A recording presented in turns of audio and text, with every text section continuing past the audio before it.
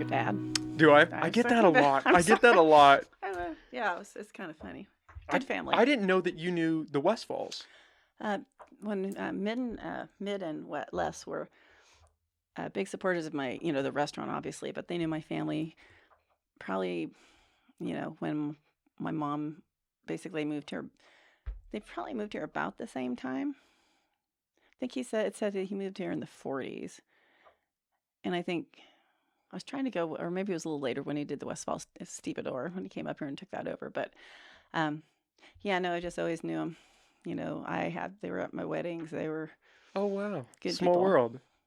Yeah. And it's like I said, sorry it took me so long to figure it out. No, I was interested to see if you were going to tune into that because I didn't know till I told my parents that I was going to have you on, and they were like, oh, we know her. And I was like, really?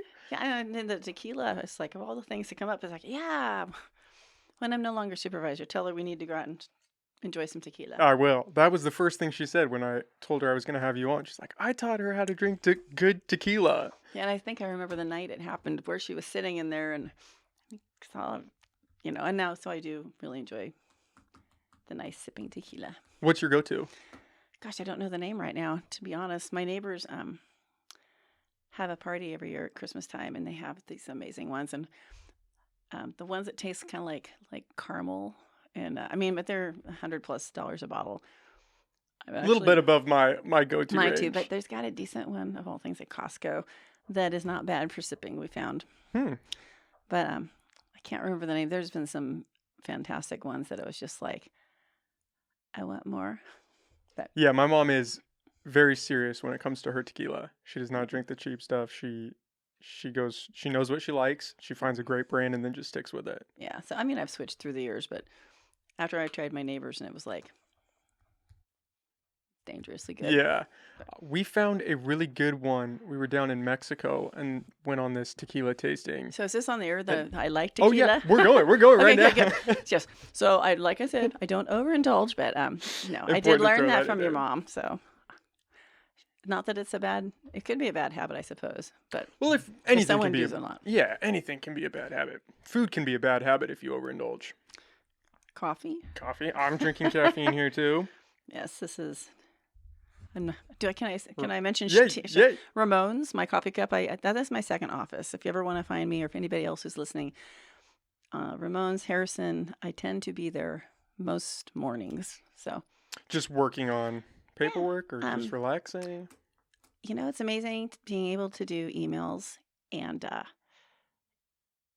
the noise. I can tune out the noise, which is much better if I do stuff at home or at the office. I got Supervisor Bowen on the other side of my wall, and it's really hard, we've known each other like a very long time, so it's hard to get work done sometimes. So I go there and I meet with a lot of people there, have meetings, and I just see people that I've known through the community for years. And lately it's been really nice because I'm running into people that I don't even know, and they're coming up saying, oh, we really wish you weren't leaving. It's like, oh, that's nice. It takes, mostly you hear from the people who are glad, when you're in office, you hear more from folks who are not happy. And so it's kind of nice to. Sometimes it takes that getting out of your office and going to kind of a neutral space to really get some work done. I found that with this because I did this out of my house for a little while, and it was a little distracting trying to edit because you're just in your room. You've got all these distractions. You've got your television right there. You've got all this stuff. And I noticed when I moved it here, I felt like I got a lot more work done. Yeah, it was funny. When I got here, and like I said, I went over near the upholstery shop. It's like my brain just took me there. And, but I didn't know that, obviously, how would I know that this was part of is not the count. How did you get this house so close to your parents? I know, lucked out. Yeah. Yeah. Yeah. Yeah, and it's a great area. I love it. I know we talked about that. Yeah. It's a great area over here. Grew up in Myrtletown. Yeah. So it's I don't know what to tell you. Place.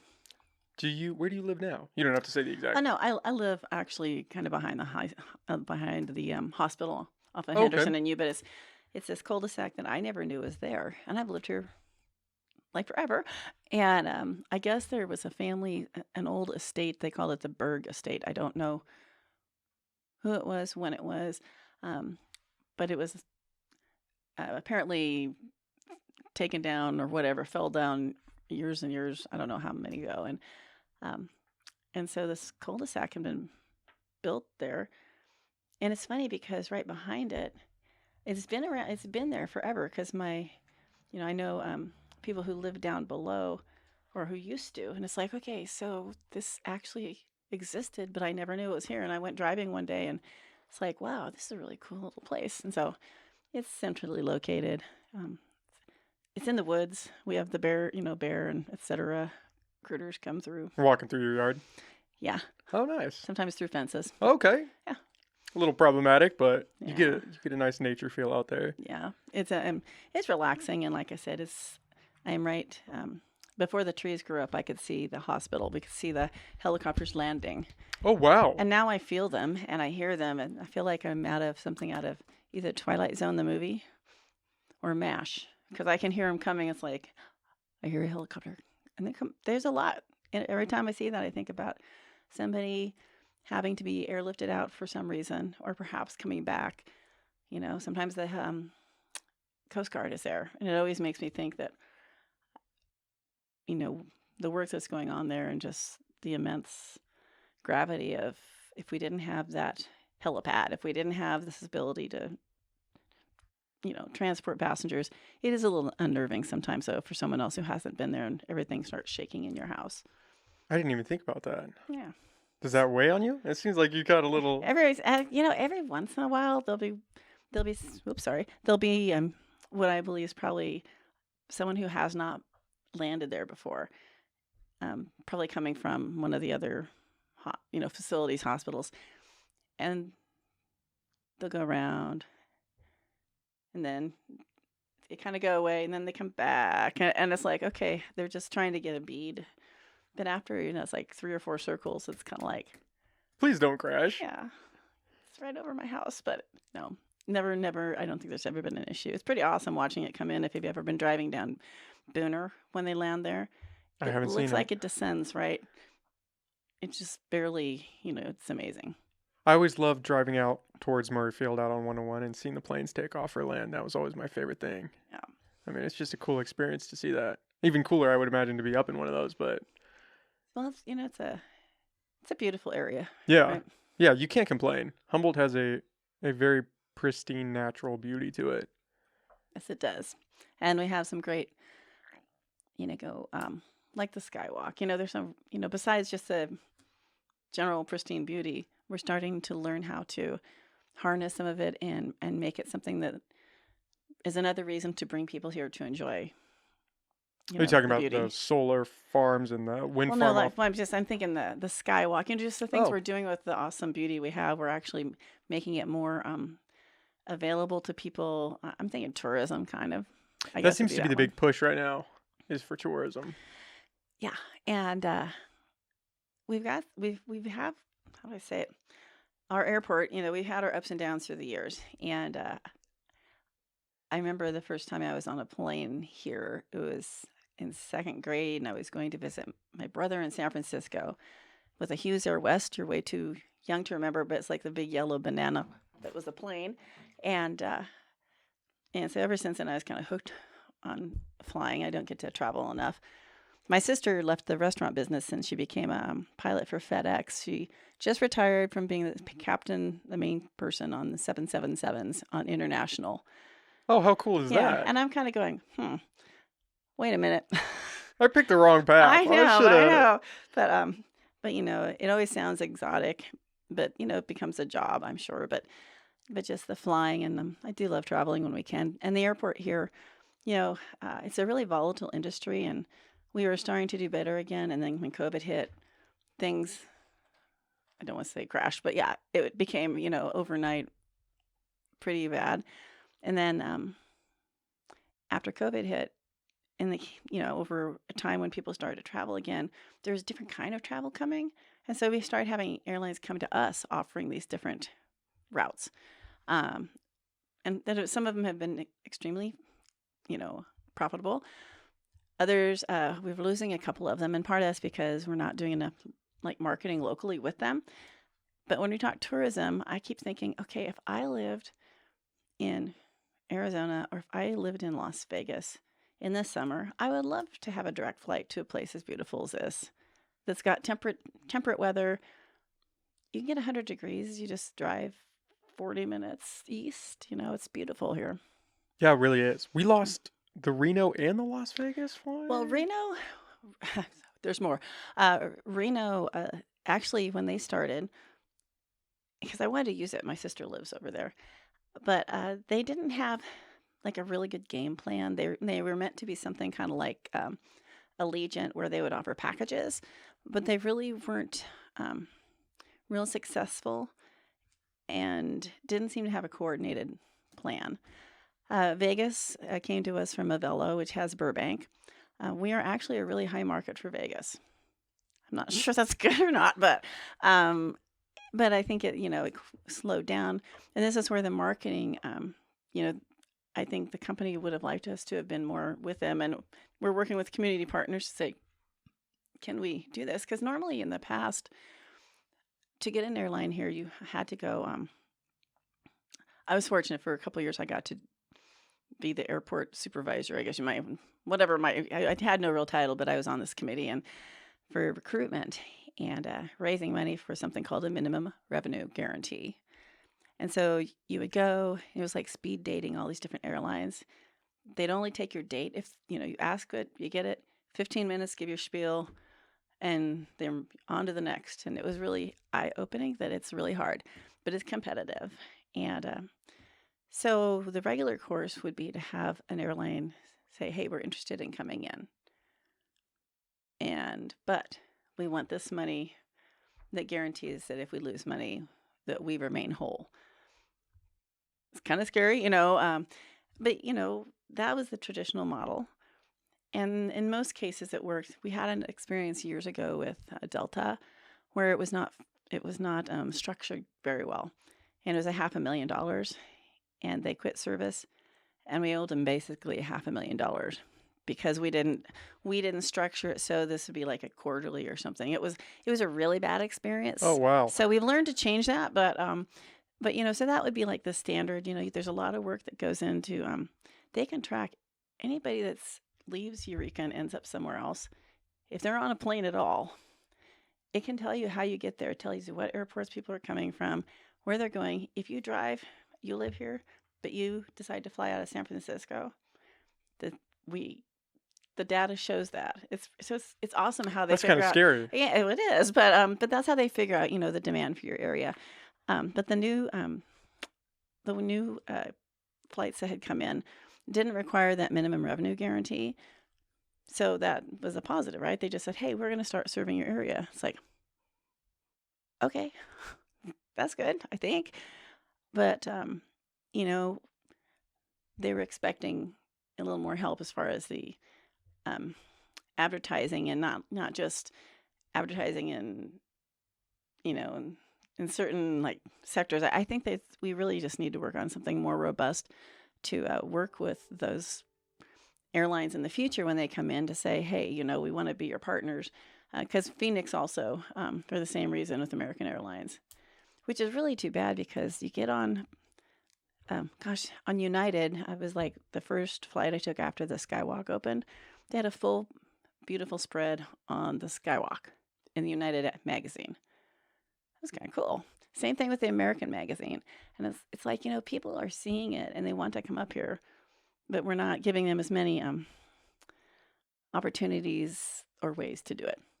Anyway, that's my spiel on tourism. You feel like it's an advertising thing that was kind of I think that's part of it. It's funny. Your show is called Growing Pains.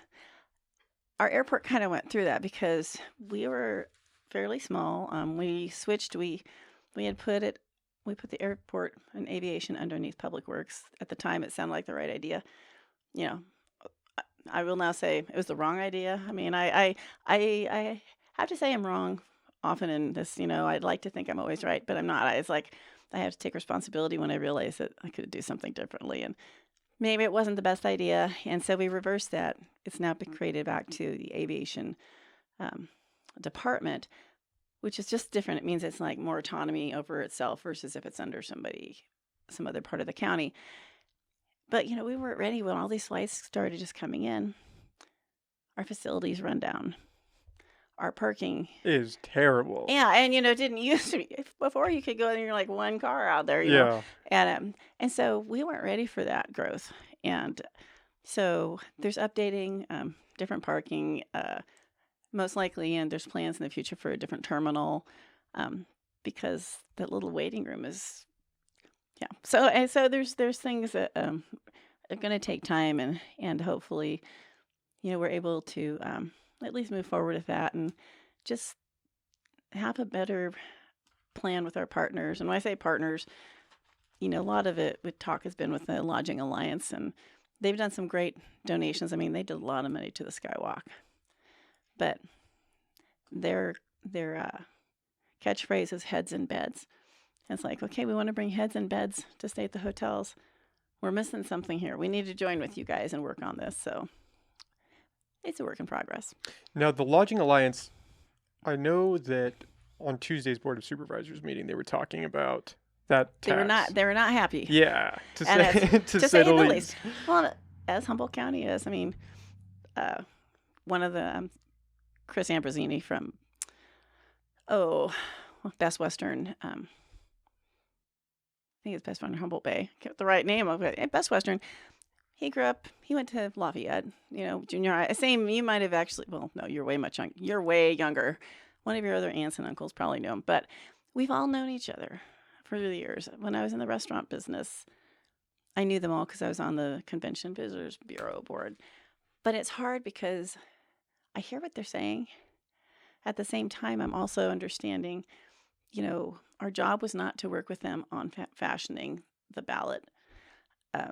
They didn't want it to go on there. I understand that.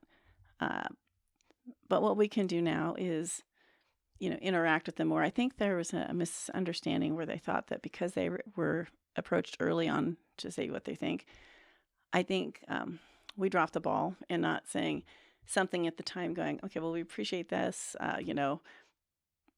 You're not part of a working group. This is just a process that's going to go through. And if we move forward with it, then we will reach out to you guys and figure this out. We didn't do that. So we could have done it, we could have done it better.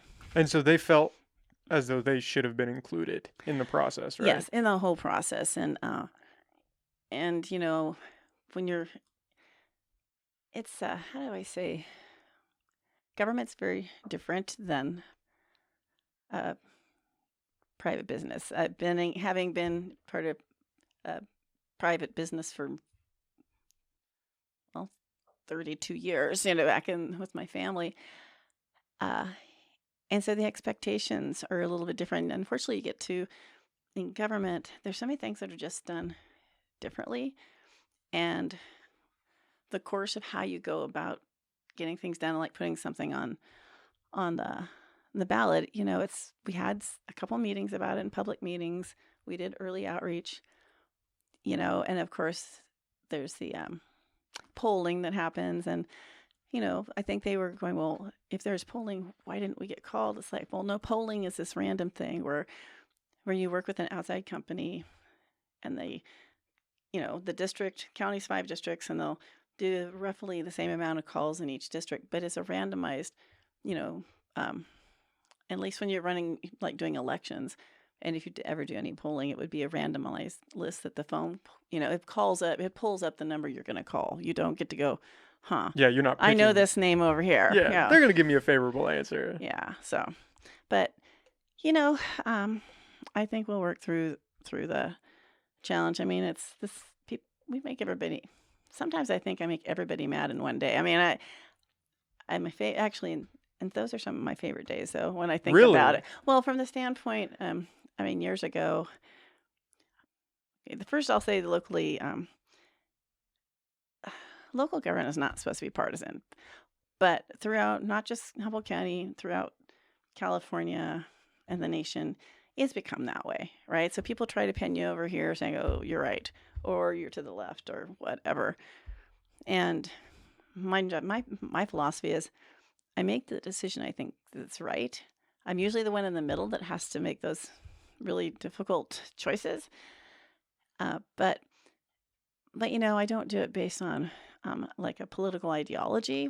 And I think, unfortunately, these days people really want to see I mean, in community conversations, if you look on social media, which by the way, I think is many ways really not been good when it comes. I mean, it started going sideways in 2004, which is exactly the year that Facebook, and I can go back to the days when I started seeing people behave differently to people and just treat people differently. Even back then, you Even could back see it. then, well, because it was weird. Our elections in 2000 were like, okay, I'm running. Peter LaValle ran, and we just ran because we both wanted to do the right thing for our community. It was not an evil, mean. Nobody was throwing anything back and forth that was not nice. We were just two different people offering two different things. And by the 2004 election, I mean, I was lucky. I didn't have anyone run against me that year. I mean, it was my favorite year. But I saw it in the other elections where it just started getting amped up in a whole different way. And so I started looking.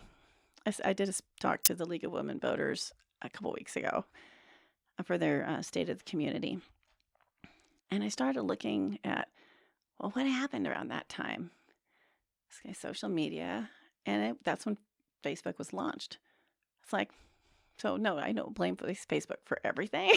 But I just think people, have really, we've seen a lot more of the partisan divide. But gosh, and now you don't even know where I was going with that when you first asked me. Thank you. It just, but it really, it's. Oh, I know, making people mad in the same day. There was one day in specific, and I don't remember the issues, but like the morning session, I made everybody who might be perceived as being on the. I know you can't see air quotes. On perhaps the more conservative side of the aisle, make all of them happy with whatever one afternoon there was this stuff going on. In the other part of the day, I made all of them mad because I agreed on, more on this other position. And I remember thinking, gosh, that was painful. And I thought, actually it's okay. But if everybody's mad in one day, it's better than just making one segment mad. I mean, I think I'm doing something right if I can make everybody mad at once. Not that I really want to do that, No, but it's not. It's just being able to understand that when you go in with like for me, when I go into a decision, you want to go in with as open a mind as you can. Sometimes it's hard, right? But that's what it's about, is going in and getting the information. And sometimes your decisions just don't match where somebody else thinks they should be. But like with things like the ballot measure, we look at those. It's something that comes to us, and we want to help raise some more revenue. We can't create it out of thin air. We do want to help the arts community because they struggled a lot during COVID, and but then there's so many other needs as well. So if the voters pass it, it'll be okay. We'll figure it out. If they don't pass it, it'll be okay. We'll figure it out. And that is a tourism tax, right? Yeah, it's on the hotels. Like you can spend the night. It's the TOT. Mm-hmm. And that's an increase from what to what? If I recall, I think it's and this is it's an increase from 10 to 12. Okay, that's what I thought. But the HLA has their own 2% tax, but that's all their own money with that 2%. And we added campgrounds, I think, and RV spaces. But when we talk about the initiative being countywide, it doesn't change what the cities have, so the cities may have a completely different TOT tax structure. All this will do would change what's collected in the unincorporated areas of the county. So in essence, you could have 7 cities and a county with differing TOT taxes. I don't know where they all are. I know that the information's available, but it's a little confusing at times when someone's going, well, I'm only paying over this, in Arcata. Why am I paying more over here? It's like different jurisdiction. And so that increase of 2%, that is what would be taken and given to the arts or wherever they want to funnel that. Potentially, that's one of the challenges in government is when you take something like a tax to the public. There's things that are called general tax, and then there's a specific tax. Say you wanted a specific tax for the arts. Something like that takes a much higher threshold to pass, like more than 50%. It's like I don't know, 70%, whatever. And it's a harder number to hit, right, with voters. And so with the general tax, like say Measure Z, uh, it can pass with 50% plus one. And so it's not really specific, but with Measure Z, we did a lot of community meetings and where we're, said we would aim the majority of monies if we could. But the understanding is that is actually a general tax that goes into the general fund. So then it can be dispersed anywhere. it can be, and that's I can see people, being a little bit, upset. Yeah, but that's how taxing. I did not set up how this works in government because obviously nobody can figure out who set things up to run government. It's like I have to do what. So, and Measure Z was public safety focused. Like what's interesting though is public safety has such a big, broad meaning. It's roads. Roads is a huge part of public safety. It's in my district. Roads are an annoyance. There's some that need help, a lot of help. A lot that need a lot of help. But in other in other districts, roads have completely washed away. So for those areas, I can see really how they believe it is public safety, because how can you get a fire engine out there if your road's gone? Police, fire, and the Fire Chiefs Association, they get a very large chunk. We start realizing homelessness can be part of public safety. Addiction is public safety, because so it got to be such a really big area or big pie or small, the same amount of pie, but with a lot of pieces to it that we've got to the point now where, okay, we've funded a lot of positions with those dollars, but that's good. But it means those dollars now are no longer available. So the Measure Z pie keeps getting smaller. So it's hard. I think we had $11 million in asks this year, and I think we were able to do like $7 million. But, without those dollars from Measure Z, a lot of things wouldn't exist that people really appreciate today. So that's a lot of money. It's amazing. When I was at the city, I thought I knew an awful lot, right? I have since learned that I was really wrong. In fact, when I made an announcement that I wasn't running in my thing that they posted, I apologized to the person who I beat, who had been in the office for 24 years, because I was harsh on her because I thought I knew more than I really did, right? It's like the first year was like, oh boy, I'm wrong on that one, and I do it to this day. It's like, got to be willing to take help, and you got to be willing to admit you might have had a wrong impression, right, or ideas. But so city government, the dollars seem big there. You come to the county, and it's a $500 million corporation, basically. But a lot of those dollars aren't locally generated. We have a lot of dollars in there that are from the federal, sources, federal and state sources. Like probably $100 million in there. It's huge. And so while it looks like we've got a lot of money in there, a lot of the money that sits in there that we have to operate with basically comes from other entities. We're right now we have a little bit of a challenge, potentially having access to those, which is kind of scary.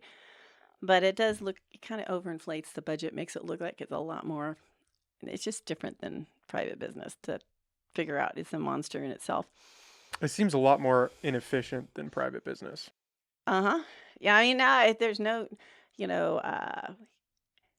in many ways, because there's a lot more OSHA requirements. There's a lot during COVID. It became really, difficult, because we have, in order to have meetings, we have really specific things we have to do with the Brown Act and with everything. So it's stilted. Making decisions takes a lot longer time because there's this whole process for everything. And I think Supervisor Bone, when he came in, he was really frustrated. Well, he's still frustrated because he's a get her done guy. I'm a procedure person. Mike is definitely a policy person, and it's funny, we all have little different things, but I think we all say, "Gee, mini Christmas." The movement of government is like molasses, and if you have an issue with employees, it's a very different process to either not I don't want to say fire. It sounds awful, but not you can't do the things you can do in private government, in private business. So it's just more procedure oriented and a lot more people involved in the decision making process. Yeah, it's hard to get used to, and I don't know if you ever really do. I was gonna say you've been involved in politics for a long time, and it doesn't seem like you've accepted that yet. No, it's 22 years worth of going. Okay, fine. We can't do that. Can't do that. We just go through the process, and so process seems to be a really big word. It happens a lot, right? We got a process for that. In your opinion, do you feel like the county is relatively efficient at spending tax money or just money in general? I don't know if I'd say efficient, but I mean, in the total picture of 22 years, I don't know. I think governments, not even just county, but say where I'm city and county, I think there are some things that they can be efficient in as long as processes are set up. But I think what happens is there ends up being so much more process that's added on in layers. And it's not like one person that's able to go and, it goes to this person. Then you have to go to this person. Well, this person has to weigh in it also. And there's like these levels that just keep getting added. And so that would definitely not be what I'd consider efficient.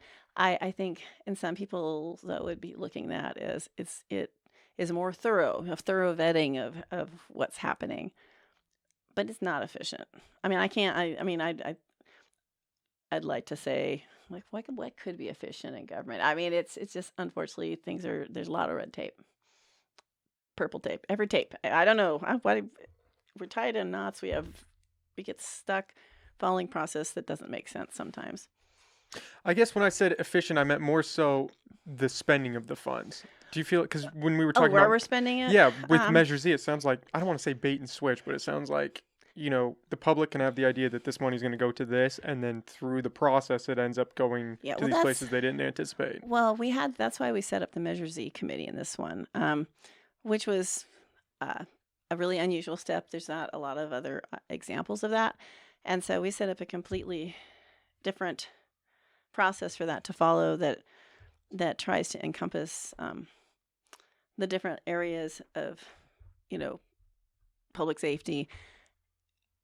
And so I think those dollars, they do go through a process. I think where I'm hearing more concern now, at least with some of the measures of the subcommittee, is that because we've added a lot of positions, say in the sheriff's department, DA's department, arguably public safety.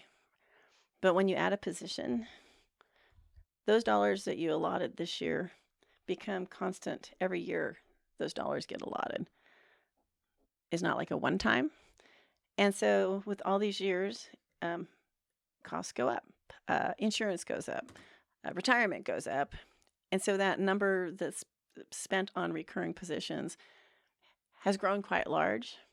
And so we're not able to fund as many of the one-time projects and those. So in that respect, I don't know if that's called efficiency. I think it's more like the unexpected something that the realization that, those permanent positions are going to have a number that grows to them. And either we cut those positions, which would cut those public safety programs, or we have to cut these other over here. And so it makes them really uncomfortable choices that you're going, well, but I don't want to cut that.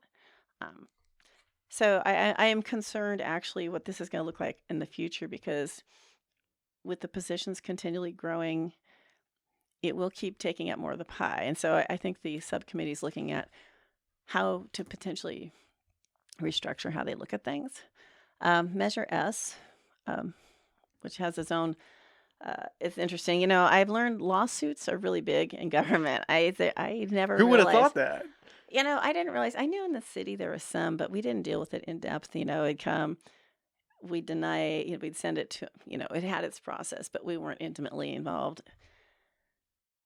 And the county, it's amazingly, it's an amazingly litigious area, and so like Measure S has its share of challenges, due to a lawsuit, and we've had to make shift and let people have money back if they want it. I'm not the official person that can give all the explanation, but it has had its rough couple of years, and trying to come to a balance. But it was one of those where that time when we were having that on the ballot, we did what we called the road show, and we went to each of the districts and did big meetings, community meetings with the big round tables, and had supervisors and department heads and community members together to talk about how they'd like to see those dollars spent. And have you heard about First Five before? I have not. Oh, Marianne Hansen, by the way, Senator McGuire's Woman of the Year, North Coast Woman of the Year, wonderful person. But First Five is it's a group and organization that focuses on the first 5 years of life, basically, because, I think what they say now is tomorrow starts today, because there's a lot of kids that get don't make it through those years with a lot of the best guidance, or there's a lot of ACEs. You've probably heard of ACEs. Yeah, which is, I'm not going to do this justice. It's like a traumatized scale. Yeah, now I'm thinking adverse, it's adverse experiences. Yeah. And, so they did this wonderful job. They showed up at every one of those events. They had a lot of active people in the community that were involved. And so that was one of the reasons, we do have money that goes to them, that will probably go to them every year if we have it, because the community showed up to tell us what they wanted. And that was like a really big thing on their list. There's a lot of process involved, and it's not perfect by any stretch. And, nobody wants to raise taxes. And I think the TOT tax, whether it's good or bad, the fact that it's actually paid by members of, who are passing through the community, there seems to be a little less resistance to that, unless you're talking to the Lodging Alliance or those business owners. When I was president of the state association, I don't know, like 3 years ago, and then I was an officer for 3 before that, I traveled a lot, and it was nice because they paid. The county didn't have to pay, so it was really good. But, I never looked at the TOT, and even now I don't. I mean, I'll look at charges going, what's that surcharge for? But I don't know. I'd like to think it doesn't stop people from stopping. Perhaps are there people that might go, well, Fortuna has a lesser TOT, so let's go stay there, and we're going to save $2 tonight. That's not my, my thought process is, okay, I got a room. I'm happy. So I'm simple. Mm-hmm. I could see it in the sense of someone who's not involved in that, and that it would be the tourist eating that tax, right? And a point that seemed to be made at that board meeting was that those business owners feel like they're going to be the ones eating that tax. Is that out of hesitation to increase price for fear of tourists not coming? Yes, I mean, that would be how the conversations I've had where those go, and and I'm sure from their perspective, there's a reason for that. On my general regular person perspective, I just think, well, if it was like way different, like say 20%, I can see people saying, I'm not going there, I'm going over here. But, we'll see. I'd like to think, I don't think it's going to be a deterrent to people staying there, but I am not an expert. And like I said, they are the ones who know, and I understand their concerns. And so however it is, we can work with them to find a way that they're comfortable with those dollars. I mean, perhaps some of that could go to this marketing we're talking about, even to bring more bodies bodies, heads in beds here, travelers, people on vacation, people fly here from a hot location during, the summer. But it's With a not measure easy. like that, who brings that forward? Is that just a member of the public or a That was board? that came from ours. It's interesting how you get things on the ballot, but we have to go through a process and do it in public, deciding to do it. There's other ballots. I know there are several that are being circulated. I mean, you've probably been where you've been asked to sign a petition, I was asked potentially. the other day at Safeway. Yeah, which one was it for? It was a Don't tell you the don't remember. minimum wage, I believe, $1 Okay. increase. That's what he kept Okay. saying, and I was like, Okay. I'm just here to do some grocery shopping. Yeah. Well, and there's like a cannabis initiative out there gathering signatures. So you get all these people gathering signatures. Some of them are for state elections, and the ones for local election, they go through this process, and there's a certain amount of number of a percentage of voters in the area where they have to get signatures from that many registered voters. They have to, and then after you get signatures, all the signatures have to actually be checked against actual registration. To So make sure it's they're real yeah, so real it's a voters. process. And so when that gets done, they usually collect a whole lot more just in case, because people sign just because, yeah, I'll sign it. Yeah, just And to they're get him to signing, stop. yeah, Yeah. and it's like, well, no, you're not registered, are you? Darn it. But then at that point, if something like that came to us, a local initiative, um, our decision then is, do we want to accept it and just make it law? I mean, we can do it at that time because Without voter approval. without voter approval, because this initiative process allows for that. Or we can also decide to put it to the voters. And, that is what we've done most of the time, because we're going, well, we could say, this is it. This is how it's going to be now. But I think we have had more of a tendency in the past when that's happened to just put it on the ballot, which is expensive. I mean, just running, sometime you talk to Kelly Sanders, well, she's retiring soon, but the cost of running a local election is huge. To put something on the ballot, like if you want a special election, it's a cost that people don't understand. I mean, I didn't realize how expensive it's like. It costs how much to put it on a ballot? What's a ballpark figure for that? I don't know, 40,000 something. I mean, it was like, I just remember the first time. And, it makes sense when you've got an election coming up anyway, because that's You're already going to time. pay it. Yeah, we got to pay something, and there'll be some increased piece that you'd pay.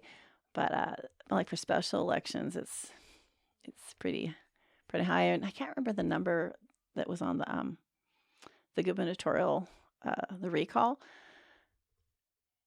I don't know if the counties all got paid back money. It ended up being incredibly expensive.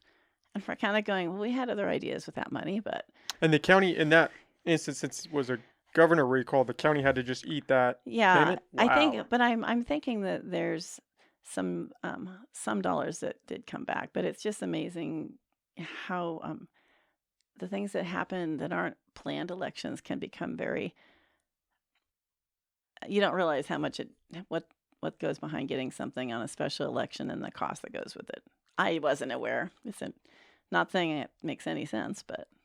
And so if a board member brings a proposal forward like that, do they have to get the signatures or they can bypass that?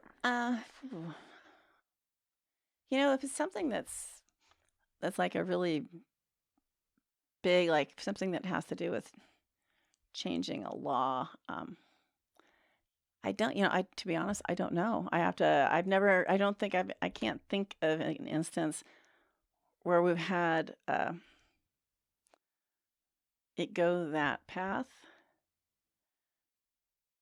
I mean, the board can choose to put something on, right? So I guess in that respect, a supervisor could bring something to the board and saying, hey, I'd like this to Go through. become like, yeah, I think there's just probably a lot of specific government code. And even after 22 years, I know enough about a lot of different things, but I don't know it all for sure.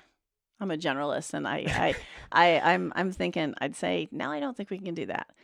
But it seems like I it would could be be wrong. crazy if they could just bring something forward and push Yeah. it through. At least with the signatures, you have a general idea that some of the public is behind it. Yeah, I mean, I think we can do. There's certain things within our capacity that we could do, like maybe changing the dwelling. I mean, there's process we can go through, but it's so funny when you just ask that. I'm thinking, oh, I guess a supervisor could. I don't know.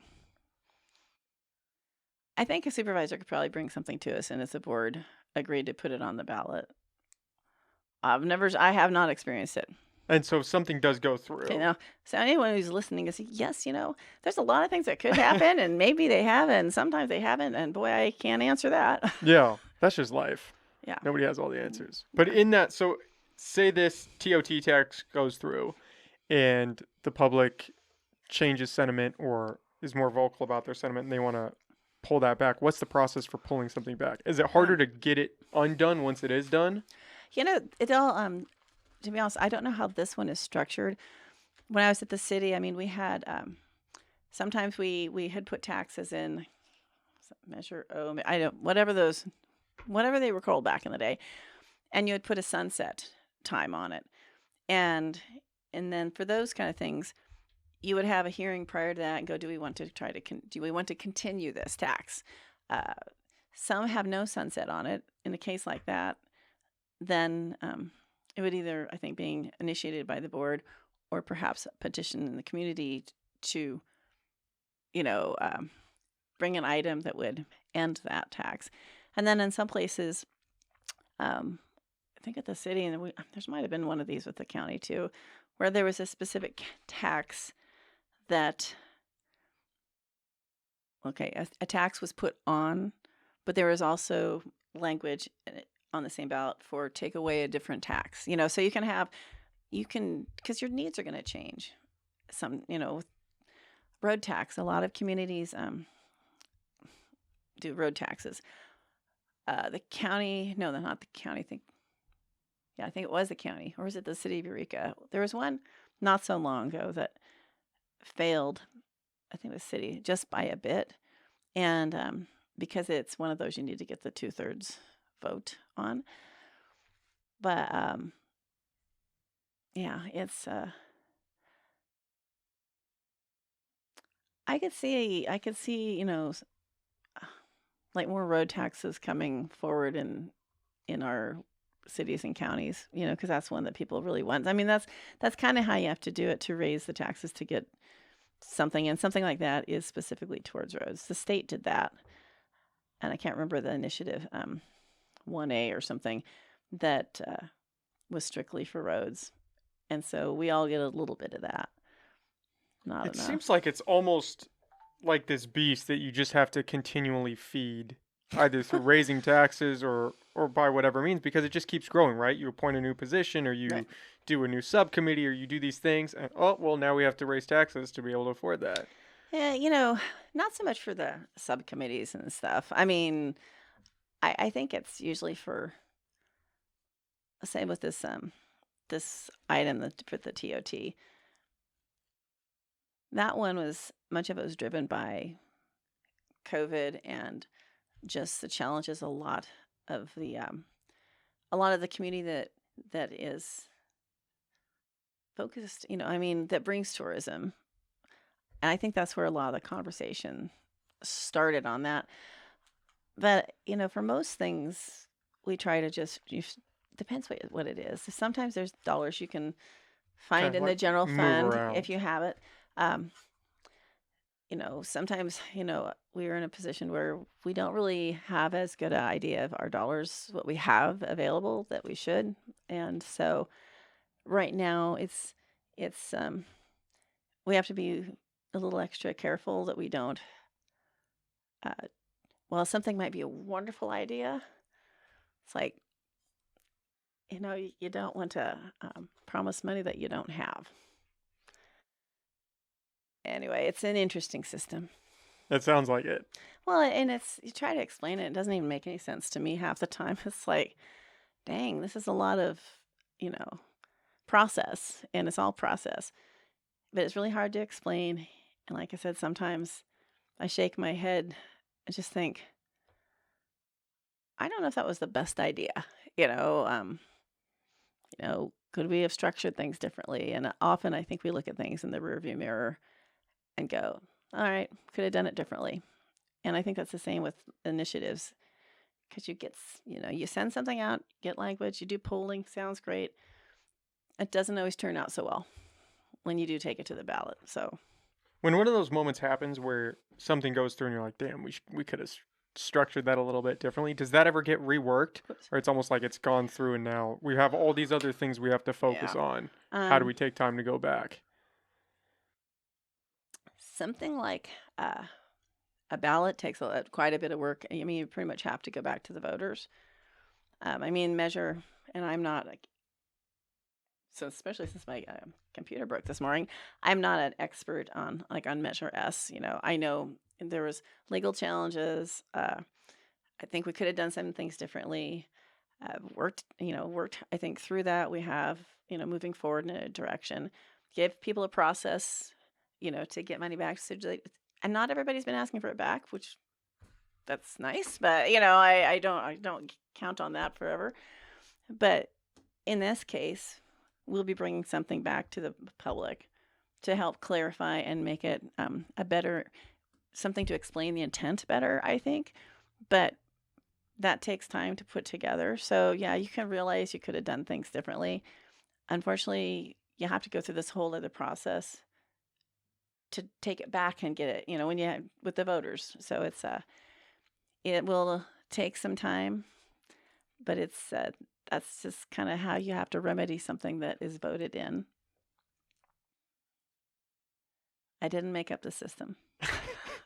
Is it hard explaining that to just the general public, how complicated the whole thing is?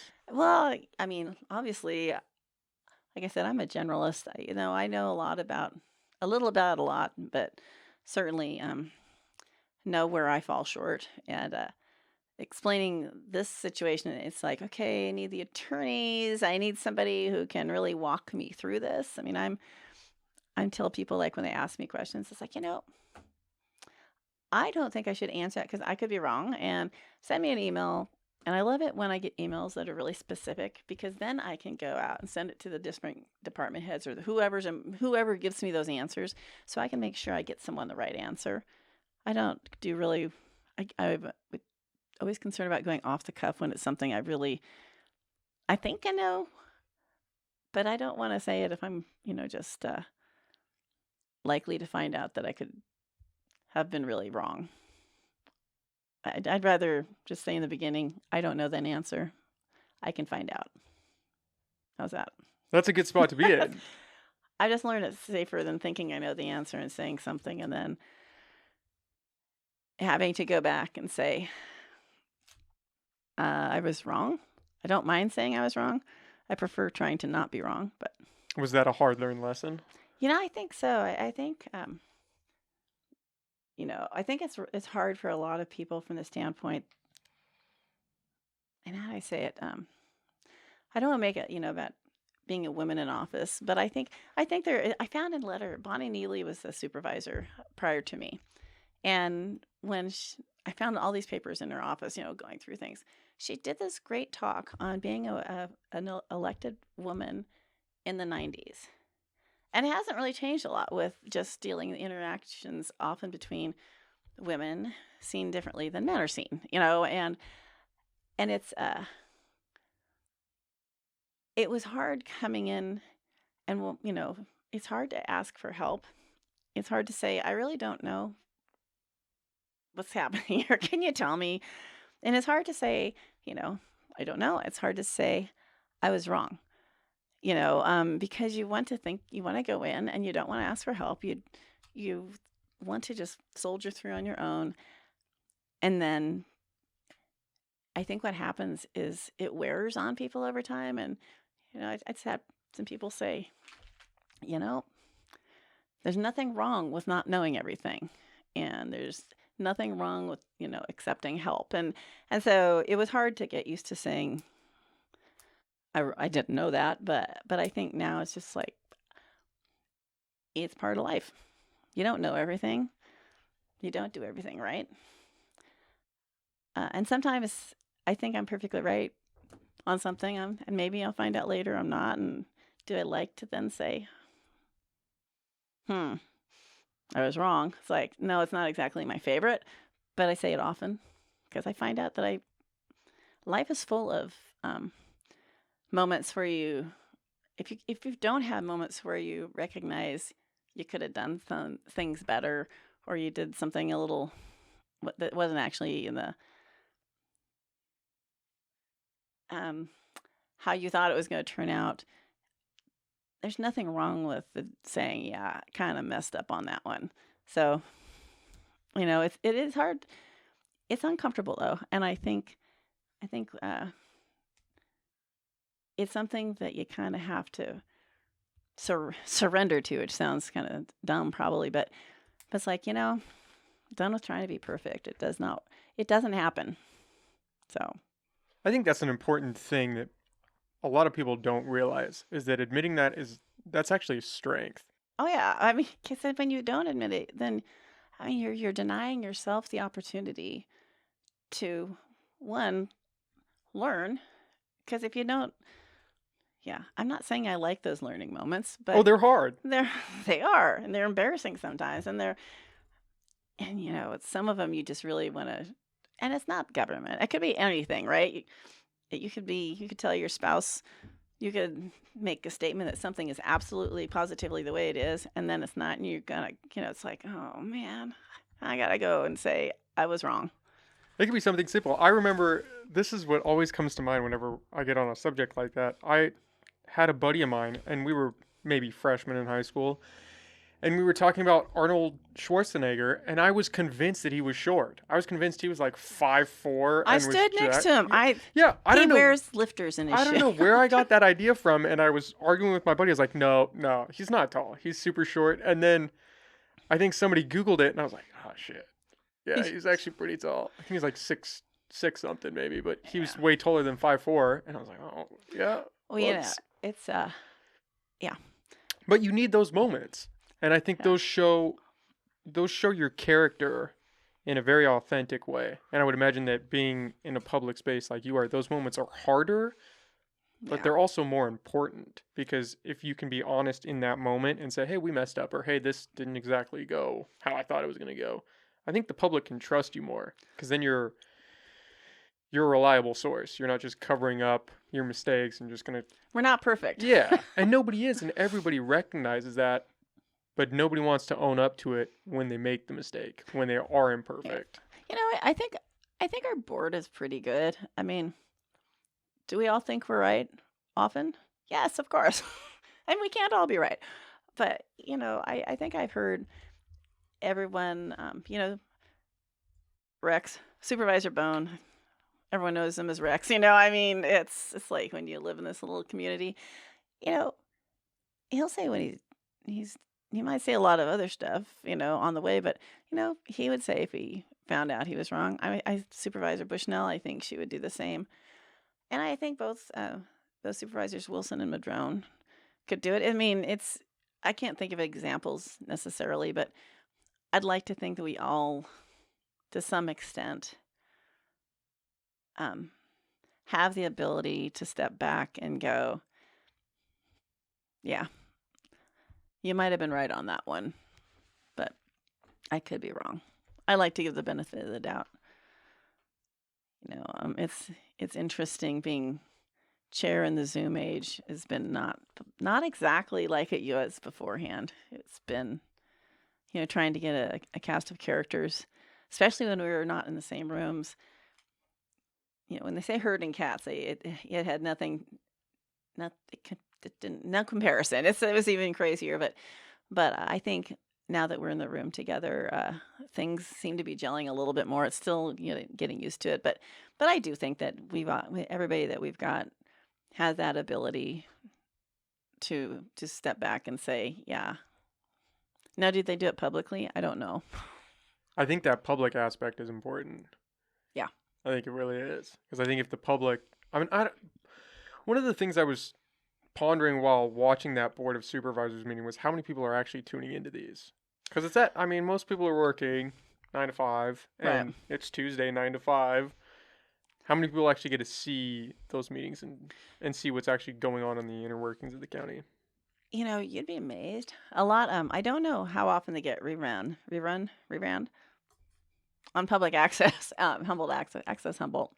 Must be Sunday. I can't talk. Um, but people watch them at all hours of the day.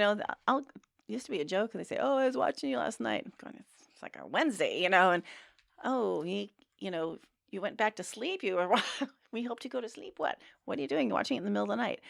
But people do watch, and during especially with specific issues, obviously, and it was interesting with Total Zoom. Uh, the character of, I mean, not character, the number of people tuning in was huge. I mean, we can't see it on our, we only get to see who the panelists are, and then we can see whoever's in the calling queue. But what we're finding on these really big issues is that people were calling other people to say, "Hey, watch this." And Tune so, in. so some of the things we had over 40 people commenting on specific items. So it, and that way, there are a lot of people watching for their specific issue that they really care about. But as far as the general viewership, I know we have a few regular viewers, and but yeah, it's kind of weird without Zoom now. I mean, well, even with Zoom, we didn't know actually how many were watching. But Do you guys put them out online at all? Or yeah, it's just, oh, yeah. you do? In fact, if you go to our website, you can go to the video archives. Oh, I didn't know Yeah, that. and I think they do Lifetime too. Well, yeah, you probably watched it on Lifetime. Yeah, I didn't see you there, so Yeah. well, I wouldn't have noticed you. Well, actually, I might have. I would I don't say, know. yeah, it looks I like might have ever. sat in the back, just kind of. I do want to go to one now that they're back in person, just to see. It was cool watching it on Tuesday. Yeah, it's been taking a little getting used to. And Zoom was really hard too in the beginning, and nobody was in the room together, and you miss those social cues or the body language. It makes a difference. It makes a really big difference, and so like you can't tell when someone's done with their question or with what they're saying, and then supervisors would be upset because you know if they, you take a breath, you take a pause. It's like, okay, supervisor, next. And it's like, oh, sorry, go back over here. And it's just like, that's another thing. I mean, I'm not perfect at all in chairing and in how the meetings go. I mean, every day is a new adventure. And Zoom has made it even more so. I just do the best I can to conduct traffic, basically. That's how I kind of look at it at times. How much of a different experience is it being the board chair versus just being a regular member? That's funny. During Zoom, I can tell you the difference was, how do I say this in a good way? When you're chair, you can't take a restroom break. Just run really fast and turn off the screen. Because you're running the show. Yeah, and you don't know if someone's they got to talk their whole 3 minutes, and so with Zoom, it was hard to learn where to take breaks, and so chairing as the Zoom was interesting to get used to. I mean, I couldn't believe, and you're sitting in one place for that whole time. Don't take breaks because people can, that was hard. Not being able to see when people, like I said, are done talking, or the visual cues, or if someone called in instead of, they're like on video. It was harder. It's much harder to try to kind of see who wanted to talk first. I mean, the little hand up was always great. There may be one supervisor that didn't like that little function and almost never raised his hand that way. And so, I don't know. Don't know you want to talk if I don't know. I mean, so it was really hard. It was a different process, and it was for people. It was tedious, I think, and I felt like I was always playing the bad guy. And or cut somebody off when I didn't mean to, or trying to gain clarity of, where are we going with this? It's been interesting. Do you feel like when you, assuming this role in politics, do you feel like you're automatically just put into that category of the bad guy? Depends. I mean, I think, what's the phrase? We're the government, we're here to help. It's like, yeah, nobody believes that generally. I don't think so. I think overall, people give us the benefit of the doubt, but there are certain areas where we are definitely seen as the villains, no matter what we do. And I mean, sometimes I don't read what's online because quite frankly, it's not good for my health. It's healthier that way But to I not get have it. people, send me the screenshot or send me this audio, and I said, "Okay, you tell me what it says because I'm not gonna look it. I'm not gonna watch it. I do not need my blood pressure to get high. I mean, I understand that people don't necessarily like me or like whatever I do, but it's not. They don't say it that way. They say it in ways that are really Ways they wouldn't say mean, to your face. most likely. And I Oh, think well, I this, guess you might have some people that actually would say it to your but face. but I think during Zoom that the feeling of anonymity It's of a weird power people, people yeah, have. it got and it can get into your head, and so it's kind of like, all right, there's someone or some people who think this is who I am. I meet with anybody, if they haven't asked to meet with me, you know, I can't even. They don't know who I am, right? And in fact, I actually some of our commenters, our frequent commenters during the COVID. I met with three of them individually. Wonderful people.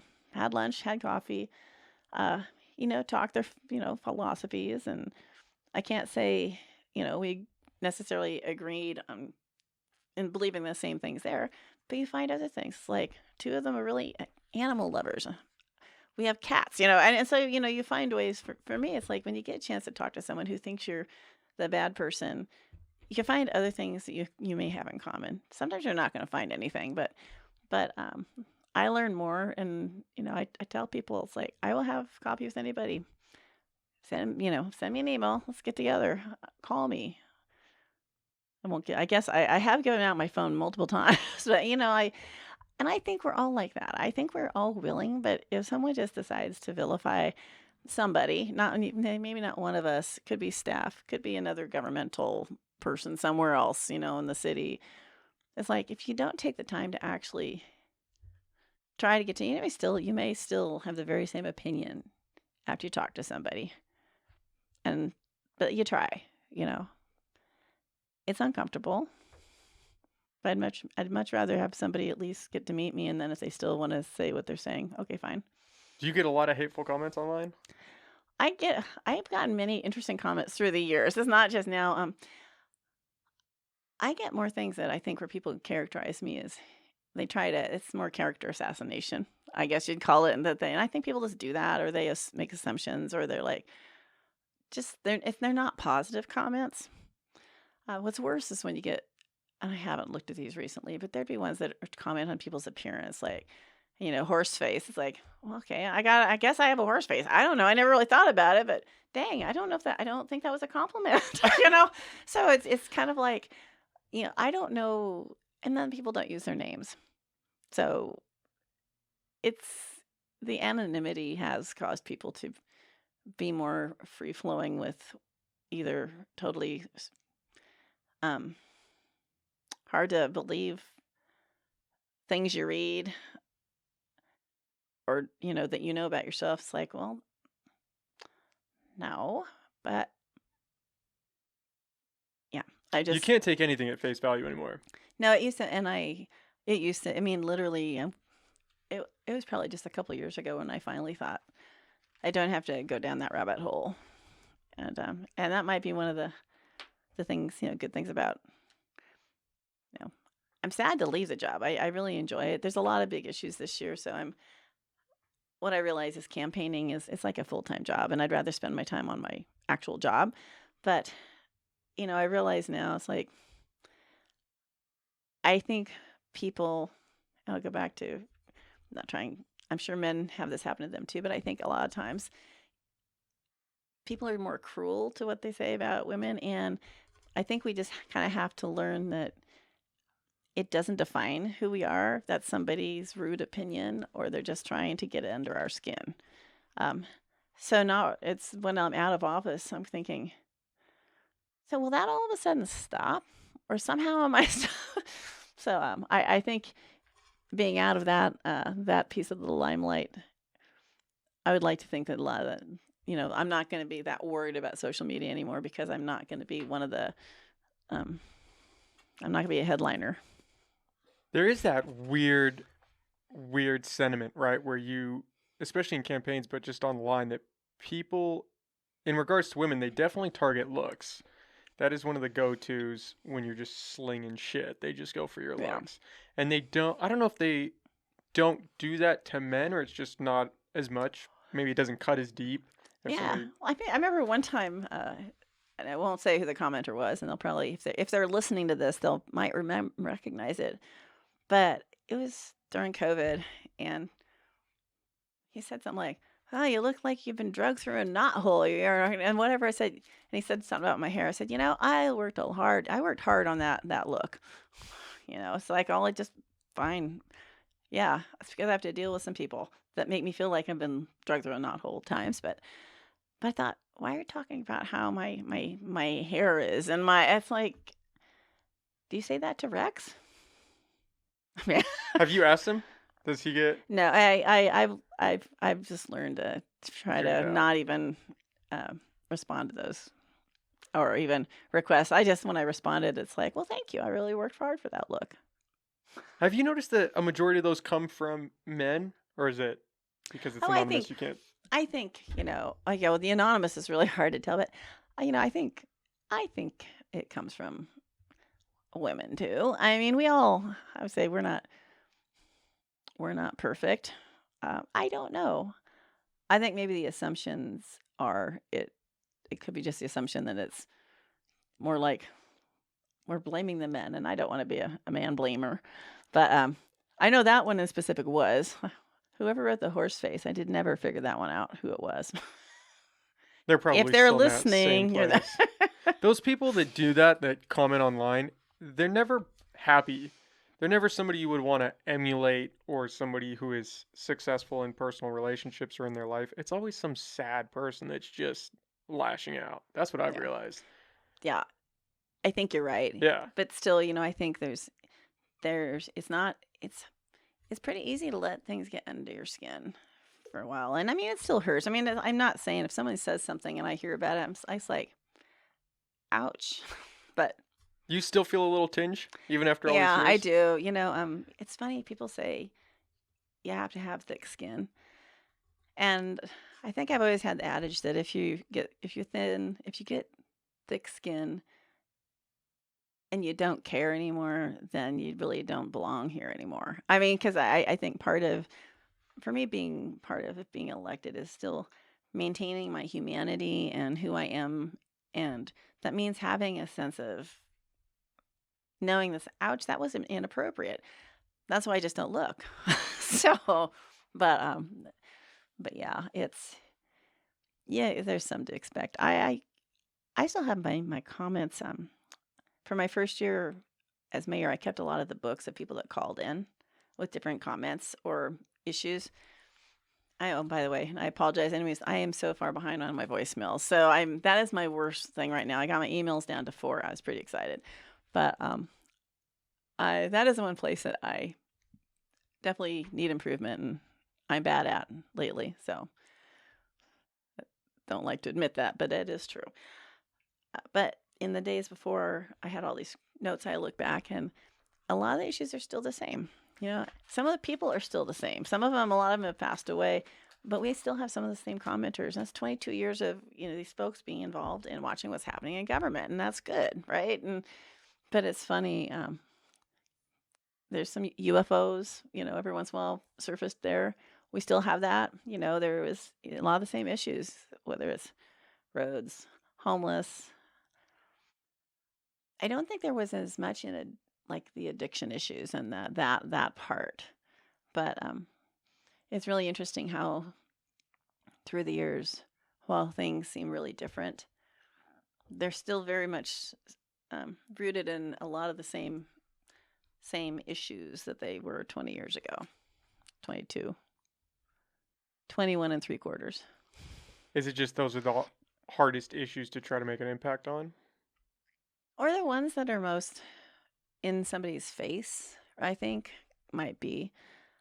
Sometimes every month I remove a little bit more out of my office each day or each month and look through these things. And I think that'll be one of the things I focus on one of these months is just looking at, okay, what do I really see that is still a theme that has carried on, and what used to be a thing that isn't anymore. You know, yeah, Supervisor Bone wanted my office. He said he wanted me out so he could paint it before I left, and anyway, no. I'm telling him that. No, Rex, no. I feel like he's trying to get rid of me already, but yeah, little by little, I'm taking my stuff out, and I'll be looking at those things and go, well, what was it like back then, and what's different? And realistically speaking, I'm not sure how unbiased I can be in looking at, So talking now, I'm going. I think I know how things have changed, but I really need to take a good hard look because I think it kind of indicates where we are as a community. Do you have any regrets about your 22 years? Well, probably. I'm not sure. I don't have any regrets about serving. Have I done things I would have done differently? Yes, definitely. And I never would have ran in the first place. It was kind of it was an accident. It was just not anything I ever wanted to do, That's funny hearing you say that. Nah, it's like, well, 22 years later. Well, my dad was on the board of supervisors, the same district. Your dad was? Yeah. Wow. And he did one term and he hated it. And you thought, sign me up. No, I saw the pictures. My mom passed away, I don't know, 7 months ago, and going through a lot of the pictures, and I saw all these pictures of all of his fundraising, and I'm like there, and I'm in 6th grade, and I'm absolutely miserable, making him absolutely miserable. And I saw friends of his years later. I mean, while I was an adult, saying, "Boy, you were miserable. I won't say what they called me, but I just thought it was a stupid job. Nobody would want this job. Why would anybody want this?" And I said, I'd never do that job. And, that was 1974 or whatever. And, I started getting involved in a lot of organizations like the Restaurant Association, Chamber of Commerce, my Kiwanis group. And so I started being around it more. And I just remember at the time, some people were asking me to run against a city council member. And I made this silly comment of, well, if that was my ward, I would. But I'm over in Jim Cupton's ward, and he's running, And so I had nothing to worry about, right? Because he was running. And so it was easy to say, oh, yeah, if it was my district, I would. But I don't live in the right place for that. And then one day I got a call after I left Kiwanis, and I remember the voice, and I know who it is now, but they didn't even say who they were. And all they said was, "Jim's not running. Are you going to run?" And I actually I said, yeah, what did I just do to myself? My husband didn't know. My mother, who was my boss, had no idea. But if I had gone home and thought about it and not just made that real impetuous answer, I probably wouldn't have done it. So I have to think, in some ways that it was an accident that I got started in the path. And an accident 22 years later. It's been a pretty good career. So. And it was just off the cuff like that. Yeah. Well, and because I had actually spoke to the person that was my city council member, because I used to deliver produce to the restaurant, and he was running. I had no worries that I could say, oh yeah, I'd run, and then it was like someone calling a bluff, right? And it was just really kind of a surprise. And like I said, that first race, it was all just actually very good, and everyone was really nice to each other, and it was just people trying to bring different ideas to be elected, and or ideas they could bring to the city. And it's definitely changed since then, where there's a lot more vitriol and negativity. It hasn't been too bad this election season, which I'm finding. I mean, mostly. I'd like to see it that way. I think that's the best approach. And the local is, we're all here just trying to do the job, and we care about our community. But yeah, now I'm looking at, what do I do now? I'll be looking for work. If anyone's listening, 8 months from now, I'm available. I'm friends with Haley Lamb. I'm not sure if you know who she is. Yeah, Yeah, love she's Haley. amazing. And her dad, her whole family, they're all Yeah, good. she's amazing. She was telling me about how when she was running, it got pretty, Brutal. yeah, Yeah, I think, pretty hard. in fact, I think we had Haley and a couple other ladies at the house who were running, and some of them were running against each other, but we were talking about, there was definitely some kind of angry targeting of hateful things, towards people, and yeah, I forgot about that. I'm trying to think. I ran into her not that long ago too, though. She's always moving. She's always doing something. Yeah, she is. So prior to you saying, "Yeah, I'm gonna run," did you have any political experience or anything? No. No, I I'm the guessing you were close. still working at the restaurant at Oh that yeah, time. well, we've sold the restaurant in 2014, so I worked. Oh, I didn't realize it was that recent. Well, no, Well, not not right. recent, but like, 2008. I'm oh, sorry. okay. It's been 14 years. Duh. Sorry, my math. It's a Sunday. I was wrong. but still, through my I guess what I saw in politicals, I was involved in the restaurant association. And so I was on the state board, which was really cool because it was like this huge group. And you had people that own like franchises or the entire Lowry's chain, and then you got these little mom and pop people. So it was really an interesting experience, but we did a lot of the lobbying where we go. And I was not a real like pushy.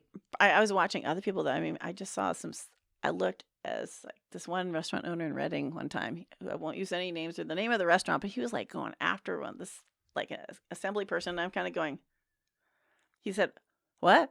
Oh, he said that. Oh, can you do that? I was just like, I can't believe what I'm hearing. So that was my first introduction to anything that was like political, but I did get involved in more of the restaurant specific issues. Like back then there was smoking, making smoking sections or making smoking not allowed in restaurants, So, it was an interesting time politically, but not locally. I really didn't do a lot of local, I didn't think even I thought about local politics. I used to get so nervous when I'd wait on like the mayor when Nancy Fleming would come in for dinner or, more, Fred Moore before that, or, I used to get so nervous when I'd wait on a supervisor. And it was kind of funny because I'm going, we're just regular people. Now I know this, but at the time I just was like, it always made me nervous. Like I had some kind of like celebrity and that's like, that was a wrong impression, but it was funny. And when I was mayor, I liked it because people used to come in so they could have the mayor wait on them. It's like, okay, that You works. were the mayor and still working at the Oh yeah, restaurant. we Oh didn't. wow. And then we decided when we sold the restaurant in 2008, because my mom was, dad had died back in '86, and she was done with it. And myself and my ex-husband had run it for many years, and then, but it was like when we decided to close, we let everybody know and our staff like a year in advance because we wanted everyone to be able to get if they wanted to go to school, get training or whatever. So it was a long process. But and then so for a year or so after that, I worked with Eli Lilly as a pharmaceutical sales rep, which was a really interesting experience and one I thought was going to be a lot of fun. And it was it's when I learned working for corporate is different, and it was not the glamorous job that it looked like it was going to be, and it was a lot of work.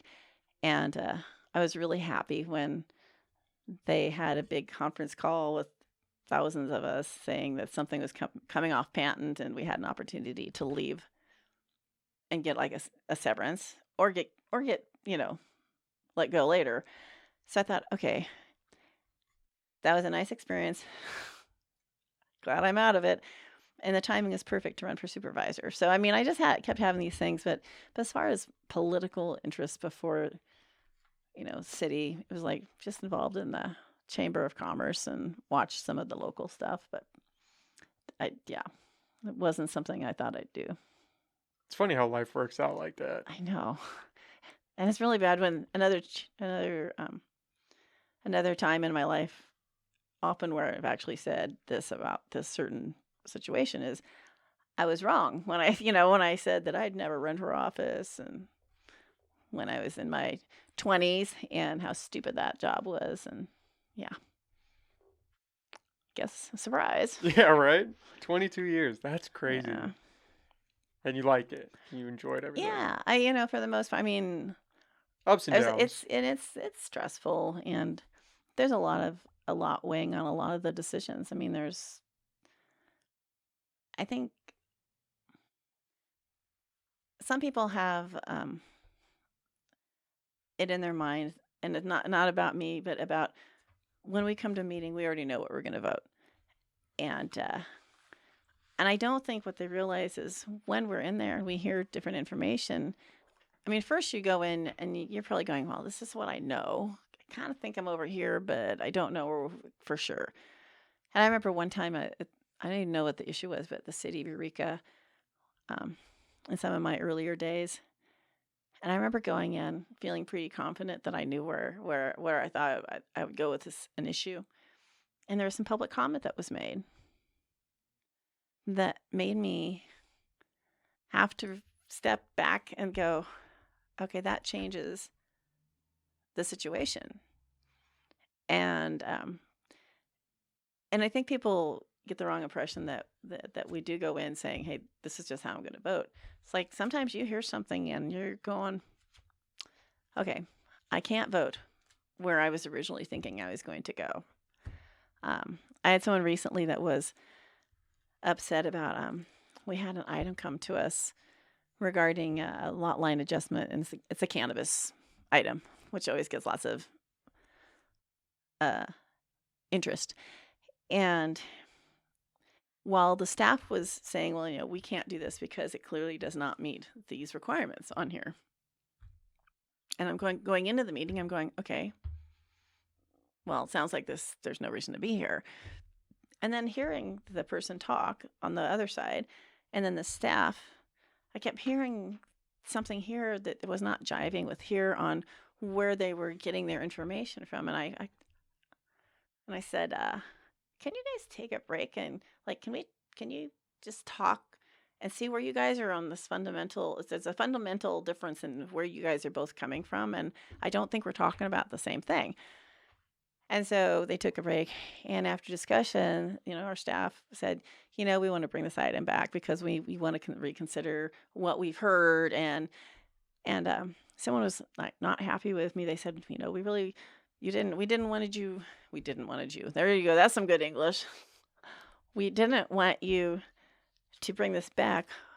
Why didn't you support X or whatever? And I said, well, the reason I couldn't vote on it that day is when I'm finding out that there's something lost in translation between the public person who's speaking on certain language that they're saying, well, we fit all of these requirements, and staff saying another thing, I can't make a decision when I have that hesitancy of like, well, we don't have the same information. They're not working from the same thing here. And so sometimes things like that happen. And it's like, yeah, it looked really clear in the staff report. It looked really like open shut case if you were going to look at what's just within the law. But sometimes things come up and you just have to, sometimes you vote a different way than you thought you originally were. Or like in this case, it was like, I think we got some information. We need to come back with a more complete picture. And anyway, it's just it's hard to do that.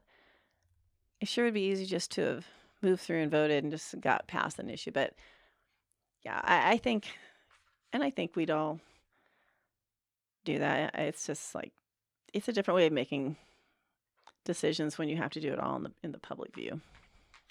What? You feel stupid sometimes. Everybody does. Yeah. That's just part of life. Yeah. Yeah. Maybe stupid is the wrong word, but yeah. Uninformed or misinformed. Yeah. What was the situation, since we're on the topic of cannabis, what was the situation with the illegal cannabis tax that the board pushed through? Well, it was not. I wouldn't call it illegal. It's funny. Like I said earlier, I am not the cannabis expert. Measure S was, vetted through the process. And I can't remember. I know there was environmentalists and there was some, like most things, like many things, there was a lawsuit based on it.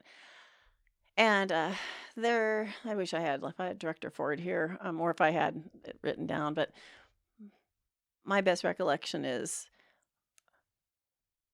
when the lawsuit came in and there was a lot of discussion about what was believed X and where we were from.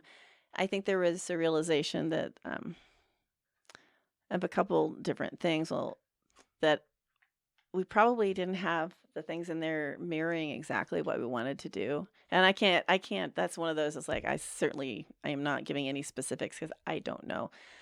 And it was one of those painful things where we had to go through, we've had to work on, how to give people the opportunity to appeal and get dollars back. And whatever the issue, the nut of what was not right in the ordinance, which was not, caught at the time, that is what we have to fix now. And so we are planning that'll go back to the voters. But, so I don't think it's anything that we saw necessarily as illegal, but I'm not an expert one in, ballot measures or especially in the cannabis, if that makes much sense. So it was one of those processes where it's like, well, could we have done that differently? Could we have done better research? What did we miss? But you're stuck with it at this point. I mean, we are stuck with finding a way, and it's been very expensive, right, to fix it. But we're also, gave us an opportunity to work with a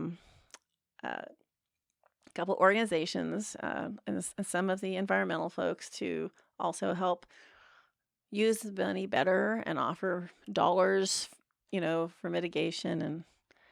But like I said, if I were to go and be able to get the research to bring to you, I could speak more knowledgeably. All I know is it's one of those things where lawsuit comes up. We came out on the losing side. And, people, if they want to say it's illegal, they can call it illegal. I don't think it was an intentional thing. And it's one of those that we take our, mea culpas and we move on from there, fix it as best we can. It was a costly mistake and we fix it. Was that a mistake as a result of just trying to push it through, or as a result of staff negligence, or? I would be reluctant to pin it on anything. I think we went through, it feels like it's been a long time ago now, but we went through a process. We got it and did the same process we would do with our other initiatives.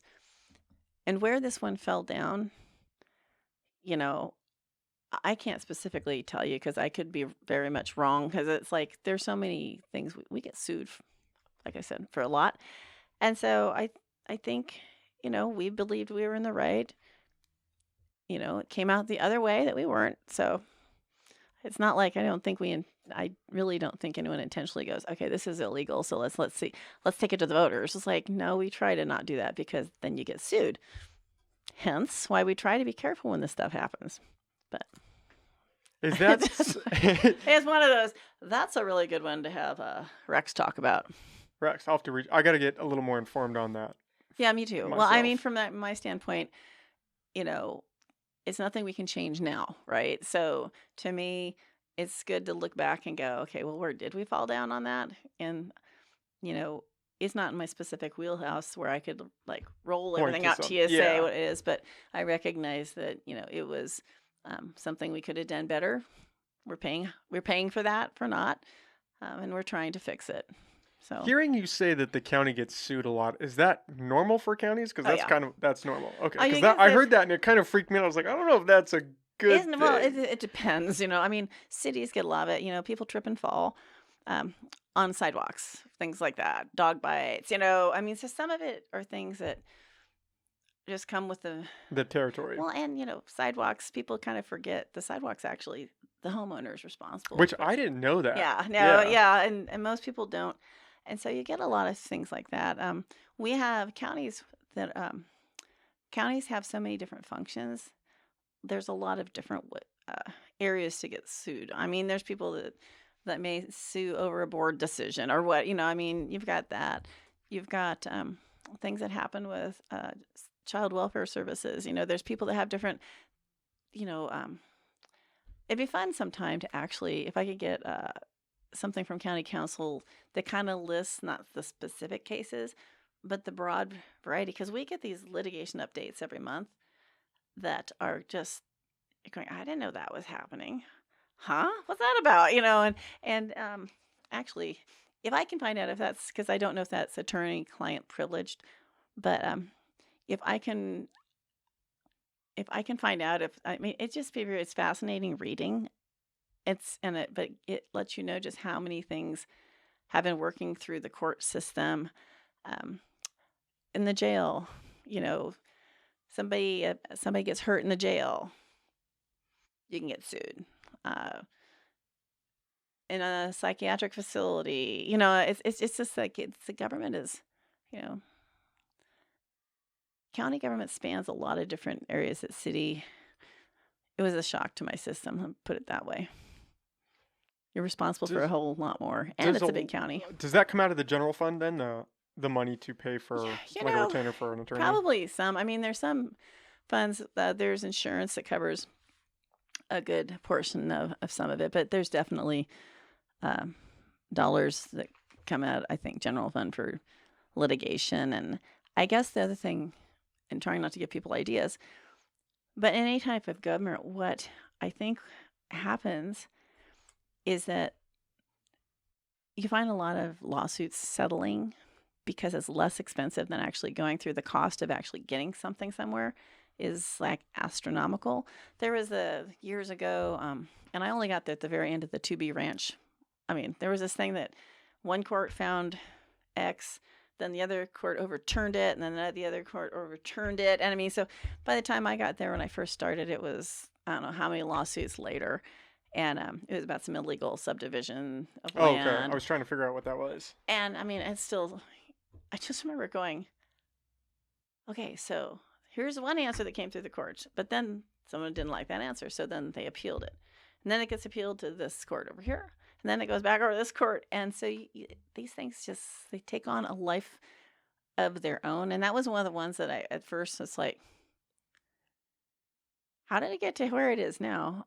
But I think you see a lot of situations where, I mean, it's really, litigation is very expensive. Even for some of the most simple things that seem like, you're kidding me, somebody's suing over what? But would most of the litigation against the county, in your opinion, would it come from those external sources like the jail or like somebody suing over tripping, or does most of it come from board decisions? Oh no, not. Are there some with board decisions? Probably. A lot of it is something that has happened totally externally from what we're doing.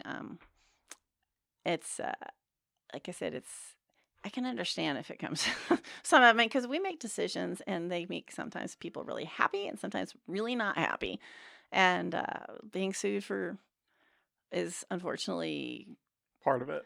Yeah, or there's always the possibility of it.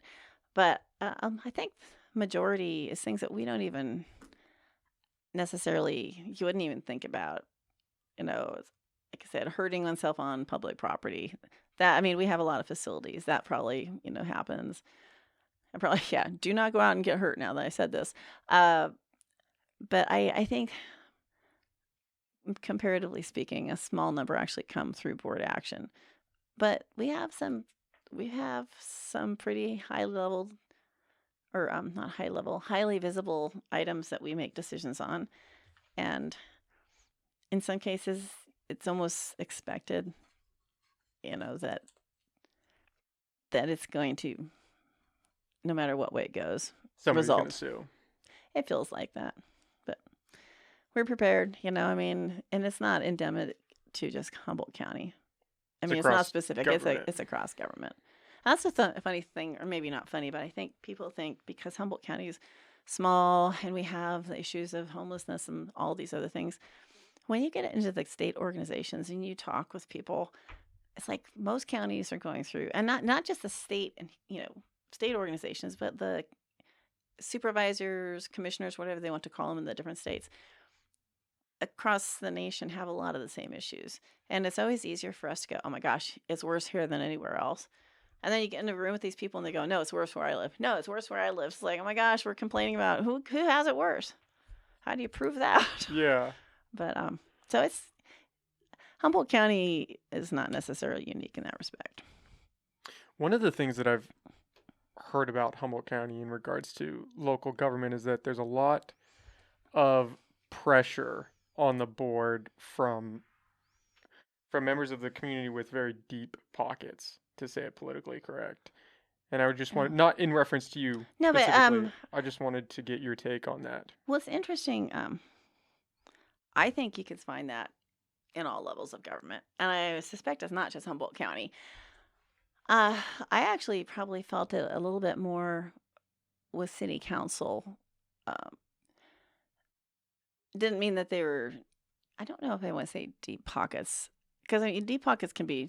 I mean, you got a lot of people who are litigious that have deep pockets, you know. Mhm. So Yeah, and then more you so got influential, I guess you could go yeah, that route. I would think that. Well, I know there's this lot about calling about the good old boy club, and Yeah. I'm not a boy, and somehow I'm one of them. But I will say, you know, when you waited on people for 30 some years and you've known them your whole life, and you know, apparently it just accidentally happens to you. I don't know, but you know, I think there's always pressures, but I think you have to look at it's like say there's a development issue, and you might have you know someone can look at the situation and go, well, you know, these people who want to have this development and their friends who benefit from that, they can apply pressure to try to get the vote they want. That same item, you can have people going, oh, the environmentalists, they're going to go after here, and they can do a lawsuit because they'll sue over that or whatever. So you know, it's kind of interesting. You know, people define deep talk pockets are influential in different ways, and I think I think there's opportunities, no matter what side of an issue you're on, to have people that fit in that category. I think there's a lot of emphasis on some of the ones that are like projects for, you know, like housing projects, or we're going to have, well, maybe we won't, I won't have the wind energy project on my plate. Had one before though that kind of went sideways. And like with that one, I don't remember, you know, I wouldn't say they influence that. I think people use that as just an easy way to try to say that if it's not going their way, they're going to blame it on somebody doing a favor for somebody else. That's what it kind of sounds like. But I haven't had. It's not like people approach me with bags of money. I always heard about that in other times. So it's like, does that really exist? And no, I don't want to find out. That good old boys club, that sentiment has been very apparent in my research around different various political podcasts. Yeah. Yeah. Yeah. Well, and like I said, I used to get upset by it, and it's like, you know, people will peg people in whatever hole they want to stick us in. You know, on like I said, it could be others are going, you know, good old boys, and then you got the environmental crazies, you know. I mean, and I'm not thinking that any of this is crazy or there's good old boys. It's just that people tend to pick sides, and maybe that's how maybe it's not necessarily partisan here, like it's in left or right. In these instances, it's almost like belief based. It's like, you know, you have a lot of people on the board who have been in private business before. They might see this view over here. You know, you also have a couple or several, at least two, that are really knowledgeable in a lot of environmental areas. You know, and then Rex seems to know a lot of everything, a lot of everything, or at least it sounds like it.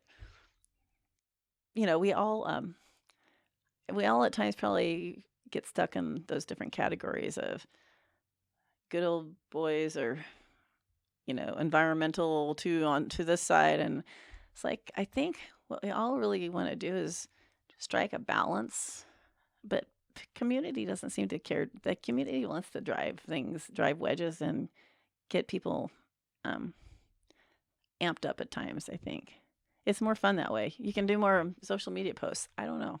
Get more clicks that way. Yeah. But and that's funny, or not funny. A lot of the folks that would have fit in the good old boy network have, through the years, they're not here anymore. You know, and you've got a lot more women that are being somehow pegged into that hole, and it's just, we need to change the name. I don't know what you want to call it, but it's it's not looked at it as a sign of it's not said as a sign of endearment, put it that way. Yeah, it's not. It's not Yeah. a good thing when somebody throws out your name in reference to that club. Well, and I think there's a lot of association too with who you know, and because you know people that might be seen in that light. It's like growing up here, as you did, and especially with my work in the restaurant. I know people from all walks of life. I know a lot of people in a lot of different, types of businesses, and am I friends with a lot of them? Uh-huh. Do they come to us because they have an issue? It's like not usually.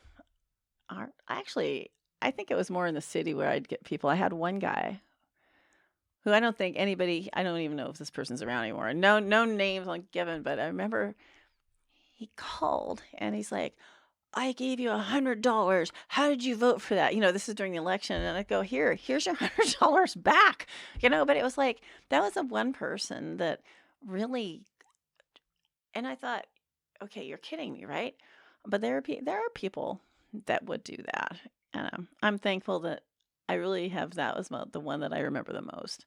And over such a small little thing, but it was one of those moments where it was like, thank you for your support when I ran, but my decisions are my decisions, and you might not like them. Sorry. Yeah, that's a pretty blatant display of. No, that was funny. I mean, Yeah. I laugh at it now. He didn't. He's. I don't. If he. I don't. Haven't seen him for a long time. I can guarantee. He would not talk to me still. But it's okay. But it was over. To me, that was such a. It was like, okay, that's the wrong idea of what government is. But yeah, people say a lot of things. And I think it's just a small community. We all know each other. And maybe that's the bad thing at The times. problem, yeah. Is it hard trying to balance those relationships, especially where you did grow up here and you grew up in the community and you've been in politics for so long? Is it hard trying to balance friendships where maybe they try to cross a line and say, hey, can you help me out with this? Maybe just push it through a little bit. I actually have, maybe it's because I don't have a lot of like permits and stuff in my district, and I think maybe I have received more inquiries about, hey, can you find out where this is in the payment process? I think I've been really fortunate. I can't think of many instances where someone has explicitly asked me what happens, like if I know someone's having an issue with a permit, or there's something going on, I'll just pull a meeting together. But it's not up to me. I'm not going to make staff do something. I mean, I keep hearing these. I have heard some things being said about a couple supervisors, shepherding certain things and pushing certain items. I'm not involved in those specific areas. I'd like to think that they're just trying to help give direction, because we do walk people through the process. It's not appropriate for any of us to pressure staff to okay something. Do I reach out to them sometimes and say, hey, can we figure out where we're off on this and see if there is a path forward? But I'm only able to speak for myself. I don't have that. My district is, mostly made up of the city of Eureka, with some across the bay and Myrtletown. So I probably have less Pressure in that way. Yeah, I think so. And because the majority, city of Eureka is the governing body there, but I do get calls. I get, calls about, can you help me with this? And what I'll generally do is just say issues of neighbors having an issue. I get a lot of that. It's like my neighbors putting stuff in my right of way, or we need a speed bump here. We need a sign. Those are more of what I get. And, for things like that, a lot of it is just connecting people with, public works, or doing research to know, well, is there a way to get a stop sign here or whatever? So I think that's more of mine, is dealing with people who are having disagreements with neighbors. We have a lot of that actually, and I think I've got less project focused. When it comes to cannabis, I'm thankful that I know this sounds awful. I probably know the least on the board about cannabis specific. I mean, I've obviously been dealing with it on the board at the board level, but when it comes to permitting and all that, I go by when it comes to us as an appeal. I learn as much as I can on that specific one and work my way through it. But I would not be the one to shepherd a project through anywhere on that. It's just like, I am not your person for that. So, Did you get any of it as the mayor, where you are a little more no, included it's with funny. The mayor is not really, it's no funny. power? Well, not much. It's like, Oh, it's I a very wouldn't have much, guessed that. well, it's a very much, some ways, I always think of it as the face. It's like the face of whatever city. And, the only vote you get is, well, actually, let me change. Some mayorships are more powerful. City of Eureka's, and I think probably all of our cities are a council mayor form or city manager form of government, which is basically the city manager is more like the CEO. And there's some places where mayors like Oakland, the mayor is a powerful person on his own, right? Or her own. Now, I can't remember exactly. I said I didn't bring it to San Francisco, but so mayor does a lot of they only get to vote in a tiebreaker and stuff. So it's not I always saw that one more as a ceremonial. And I think Susan Seaman's doing a great job. She has a lot of initiatives going but that kind of thing. But when it comes to singing, no, I don't remember it then either. Probably in the city councils where I saw it more just because it was a smaller group of people and I had that restaurant open, so Mm-hmm. people would come in and I had to listen while I'm serving them. It worked. So Have you? Yeah, I mean, it's difficult, right? Because if you've got a friend who's a cop and you're like, hey, can you help me out with the speeding ticket? It's one thing, but when it comes, or if you had a friend who's a nurse and you're like, hey, can you help me? I'm in the ER. Can you help yeah, squeeze me in? Those are different. And then it comes to political government, and that's a hard stop because you're supposed to yeah, be impartial and you have to put everybody else's interest above your friends or your family or your own. yeah. And I think without being in specifics of situations of where I can draw comparisons, I think when I hear comments of you know Supervisor X is trying to push his permit forward for a friend, whatever. Kind of like, well, is he going in and laying undue pressure on staff? Or is he going to say, what can they do differently? And I don't know because I'm not in those conversations.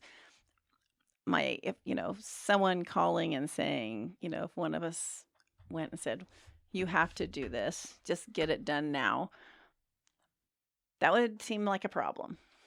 And if there is evidence of that, I would think it would merit, a hearing. And it's interesting too. Speaking of, put this, a lot of things when it came to actions that maybe aren't becoming of your office, whatever it is, whether it's hostile comments or this whole thing. It's going to be a hard one to explain. The process used to be, or what was followed was things like that. A complaint would come in, and it would be looked at internally, and whatever it would be, a decision would come up. It's like, well, yeah, that this was shouldn't do that, whatever. But it was something that was done in an internal process, and a situation came up a couple of years ago where there was a similar thing that was happening, not about a permit, but the person that was going through it, said, well, all this as an elected should be in a public process. And sure enough, we looked and it's like it was more appropriate that way. So let's just say something of that nature, if it were to happen, if that were turned in and deemed to be needing looked at, it would be something that we would bring to a public process. I think what we've been hearing when people say it,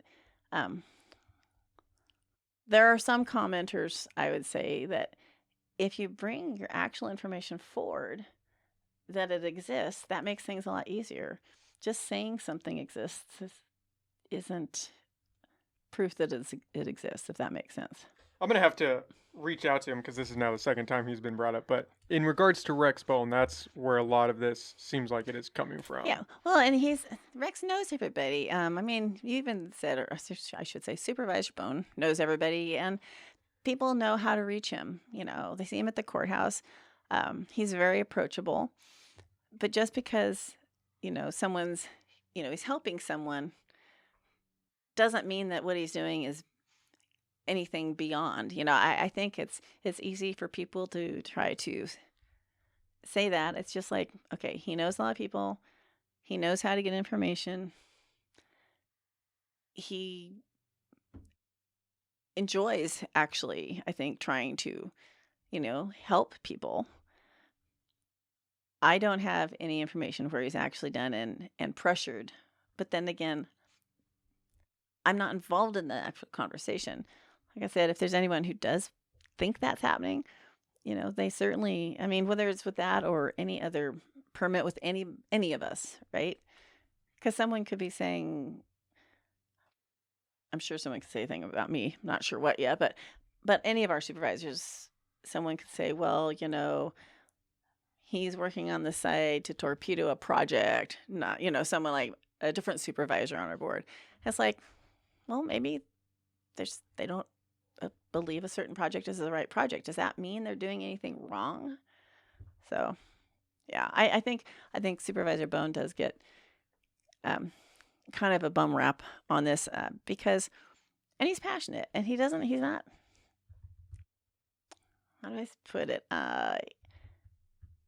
Sitting in a chair and being in meetings all day, he'd rather be out driving, trying to make things happen. Like he's one of those folks that will, have a bag of the stuff you fill potholes with in his car. I don't do that.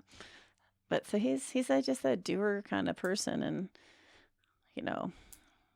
I think it's easy right now. Everyone's, we all have short fuses these days.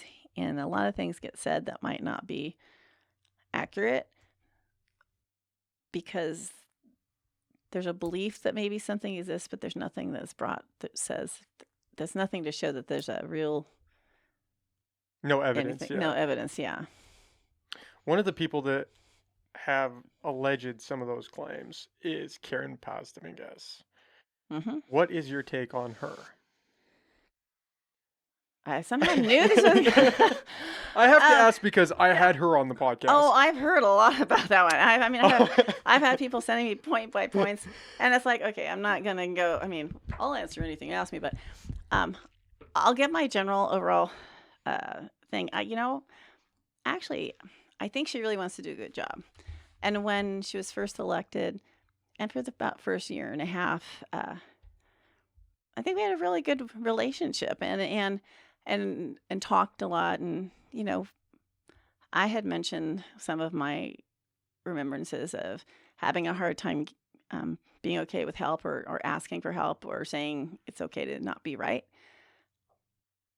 And trying to share perspective to try to kind of help gain a little better understanding. Unfortunately, as was noted, apparently we're on other ends of the spectrum on things now in some ways. But I think overall she's she's a very good speaker. She's smart. I think perhaps maybe getting too far into the weeds where get wrapped into things and not looking at the bigger picture, maybe. Yeah, no, it's hard because our board. It's been a really difficult time when people are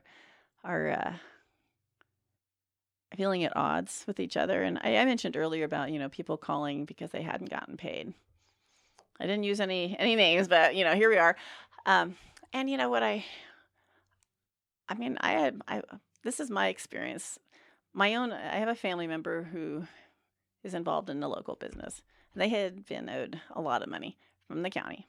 I didn't ask once, and I was not going to. So it took months and months, but I did not think I should insert myself in that situation. For others, I have what I try to do when things like this, the things not being paid happen.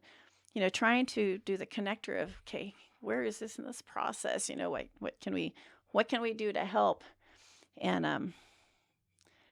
and I think that I became more of a hindrance, and I don't really know if I helped my folks because I think it really started upsetting or irritating the auditor. Anyway, you can ask questions because I'm going. It's a really long, complicated situation, and I just want to see government function in a way that we're not attacking each other. And um, Well, I do have to that's it. commend you, and I could be off base in what I'm about to say, but from the meeting that I saw on Tuesday, I felt like you did a great job of trying to keep the peace because there was a lot of tension between her and Rex. And Yeah. I could imagine that being in that situation, it's a little tense, understandably. And I felt one of the things I noticed was that you were trying to maintain peace and trying to hear everybody out. And I felt like you were doing a good job, at least in that meeting. I can't speak Yeah. for the other ones because I haven't seen them, but that one I Yeah. thought you did a good job. And we're trying to Yeah. keep everybody kind of corralled. And it's hard, and I know one of the items that came up because I had in the conversation earlier that you'd had um, was cutting her off one time. And there was a time when Zoom, it's when I first started being chair in one of my first Zoom meetings. And yeah, there was an item, and I don't remember what was specific to, and I certainly could track it down. But she wanted to read a statement. And so when I'd ask, this is the geeky just procedure me saying, well, how long do you need for that, statement? Okay, like 5 minutes. Okay. And then once it continued on, so then I interrupted. I got a lot of flack for that. I was just trying to gauge time. I said, well, how much time? And can you do it in 4 minutes? And she goes, yes. Well, it took quite a while after that. And, it was one of the things that for me at that time, I could have done it differently. Um, uh, I now, I mean, I think you can watch most of the meetings that have happened since then. And if there's in a presentation or I do not, I'm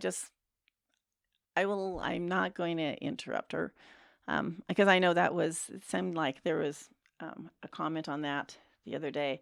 And most of the time when I try to speak on something, it's just to get a gauge of or an understanding. But anyone who was listening to that podcast, I think it sounded like I never let her speak ever. And so now, if there's a 2-hour PowerPoint presentation, that's what it is.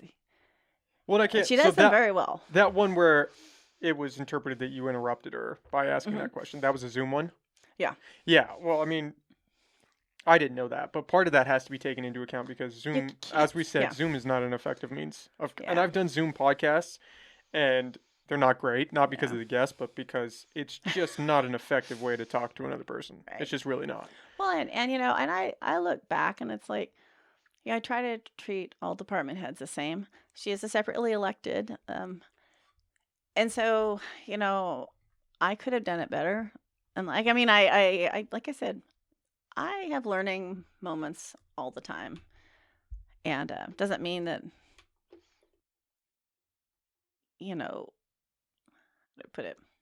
I don't always how do I say it? I don't always agree with myself when I have one of those moments, but it's like, okay, I can do better, and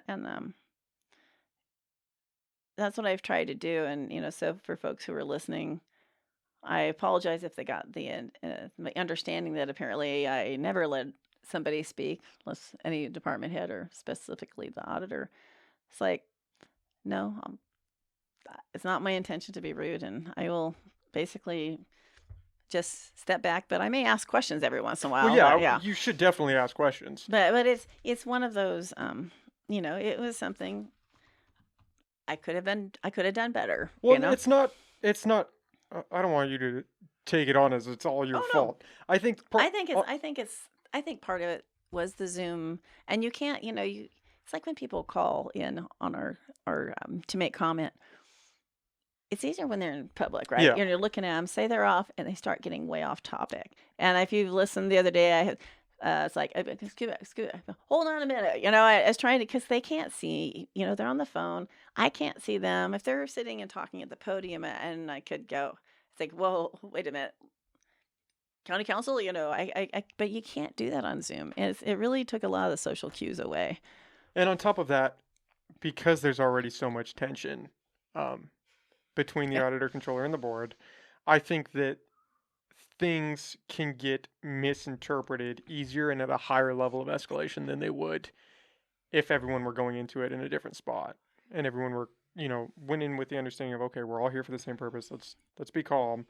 I feel like we've escalated past that, so now any act that would have previously been disregarded as, oh, that didn't mean It's a personal yeah, slight at this now point. it's a personal slight. Well, and I think social media, for all its benefits, has a part to play in that, and especially when people don't use their names, because people can get kind of wrapped around the axle and spun up, and somehow then that becomes the narrative, and kind of like, wait a minute, how is that actually helping? It's an interesting time. So what do you think? I know obviously the board did a vote of no confidence and a vote of censure. How do you feel in regards to her doing her job? Do you feel like she is, Oh, because yeah. she made a lot of statements when she was on the podcast about, or at least she provided a lot of statement in regard to, hey, it's not It's me doing this, it's these extenuating circumstances that are preventing me from doing the job. In some cases, it's not even my department that would handle these jobs. And to be fair, that did come up at the Board of Supervisors meeting. One of the department heads or somebody speaking for a department head said something, and she had to come on and say, actually, my department does not handle that, which I thought was valuable because it kind of played off like, oh, she's the holdup, and then it came out, oh well, her department's actually not doing these. well, And I and can't. I would say take it with a grain of salt when that is said, because I think from what I see, you have to have partners interacting well together. Uh, but yes, my thoughts here. Let me go. There's things.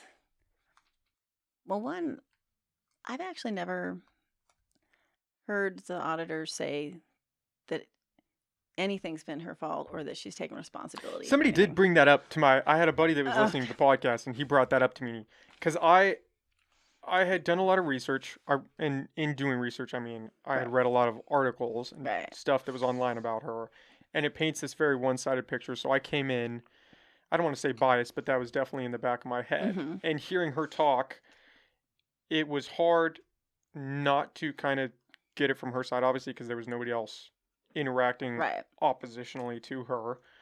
But I had a buddy that reached out and said, "Did you pick up on this? That she had an answer for every question that I brought." And I took that in the moment as, "Oh, okay, yeah. Like she knows her shit because she's got a rebuttal." And he said, She thinks well on her feet. "Yeah, he said you might have interpreted that way, but as somebody listening, it sounds like she hasn't taken any, said, oh, I did mess up on this.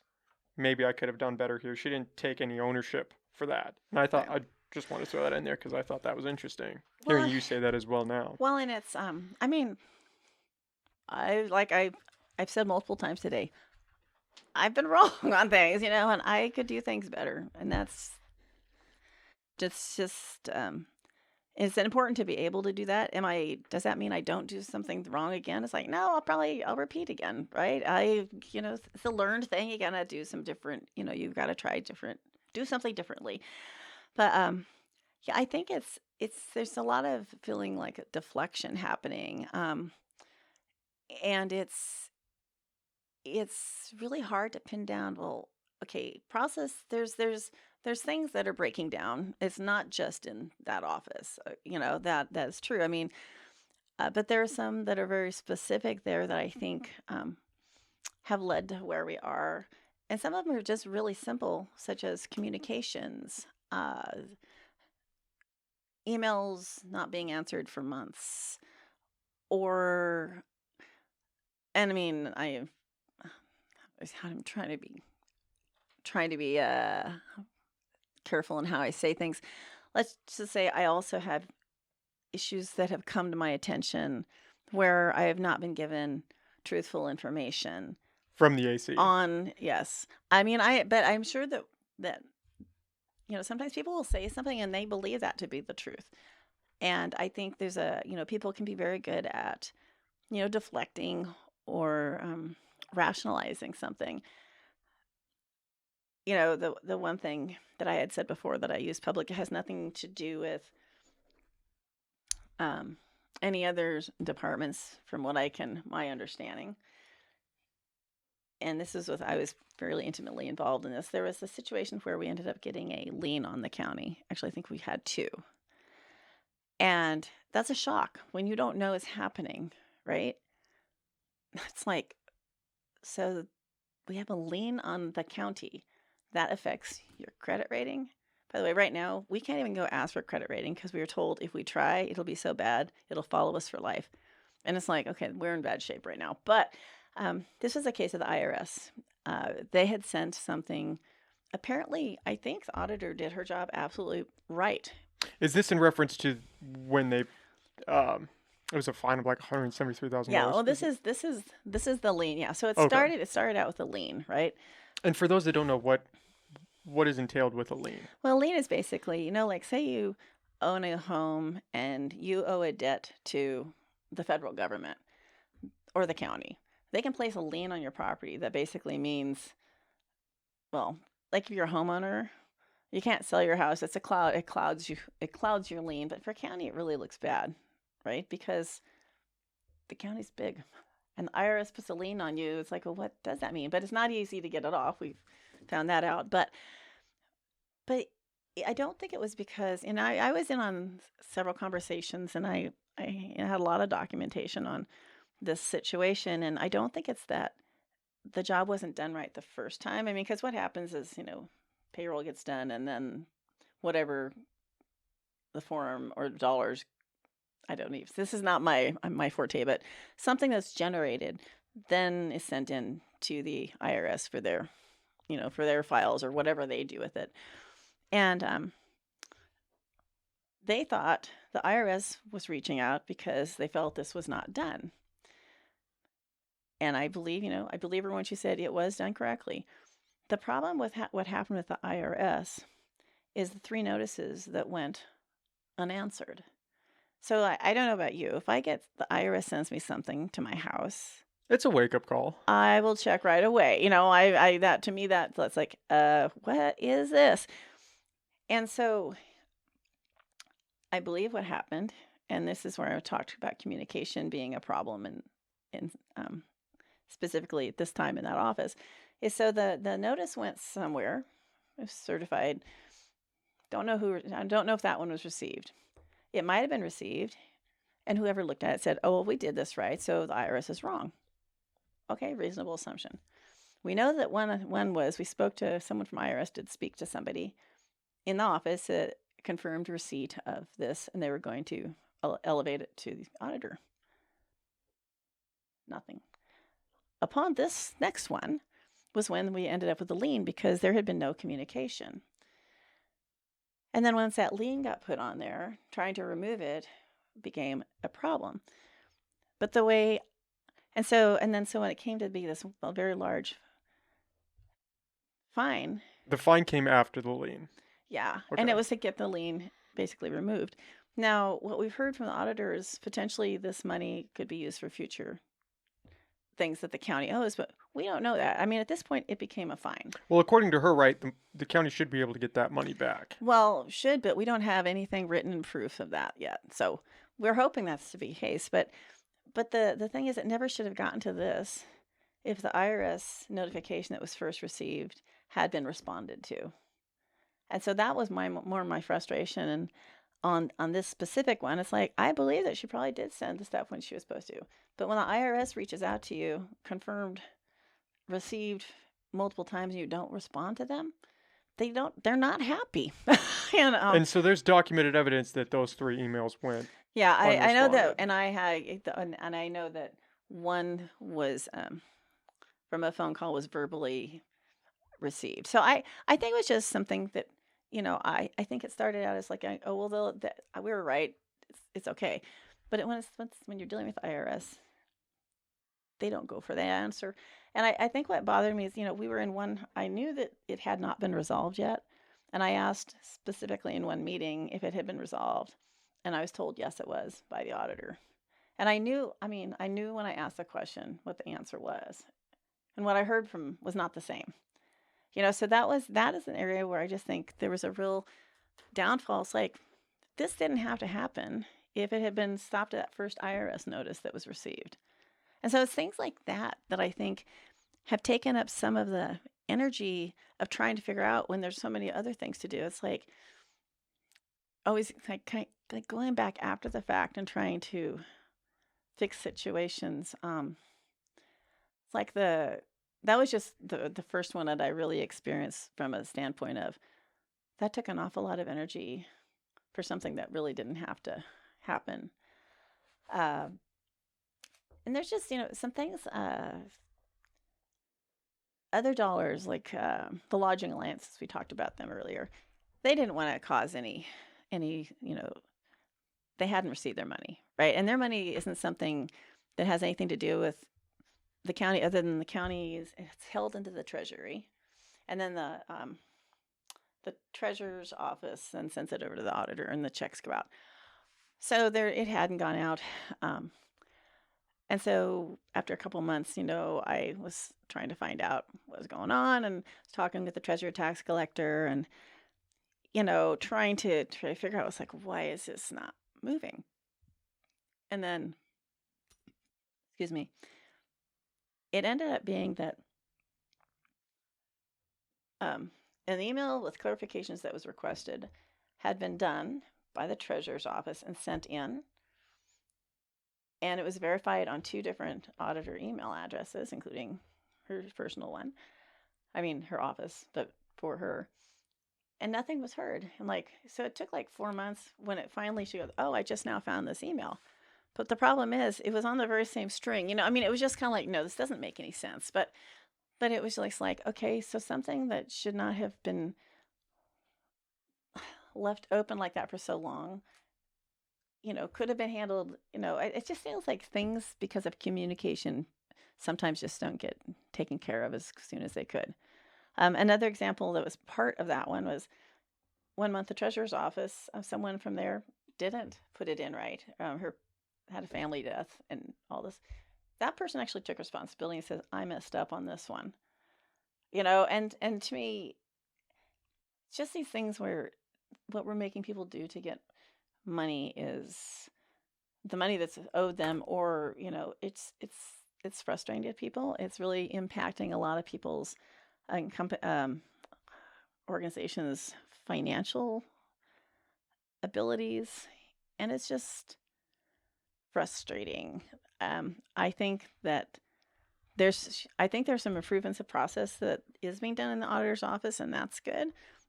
But we're so far behind, when you think that we haven't closed our books for 3 years, almost since 2018-19. And that's like, say you don't look at your check register or do anything with it for 3 years. You write checks because you can pay for your general obligations, but you don't know what's coming in and what's going out. And then you find out, the ex-spouse that you thought was off of the count has actually been writing checks for the last 3 years too, and you don't have a clue what you've got. And that's where we find ourselves for 3 years. And I understand when she says, well, people get me the information late. And, I'm sure there is some of that. And I think there's enough fault to go around to all departments and us as well. I'm sure in this whole thing, but it's like, without knowing what we have not had a actual starting amount. And so when people get upset about this $28 million figure, it's like, well, we have no idea what we have. And that's where it strikes me is that the job of an auditor controller in many ways is to file the timely reports to the state, and then you go back and you adjust. So that's where if you find mistakes or things come in late, you can do it. I think our biggest problem that the state and others have with us is just that we have not done this stuff for so long that it's like we've fallen into this huge sinkhole that we can't get out of.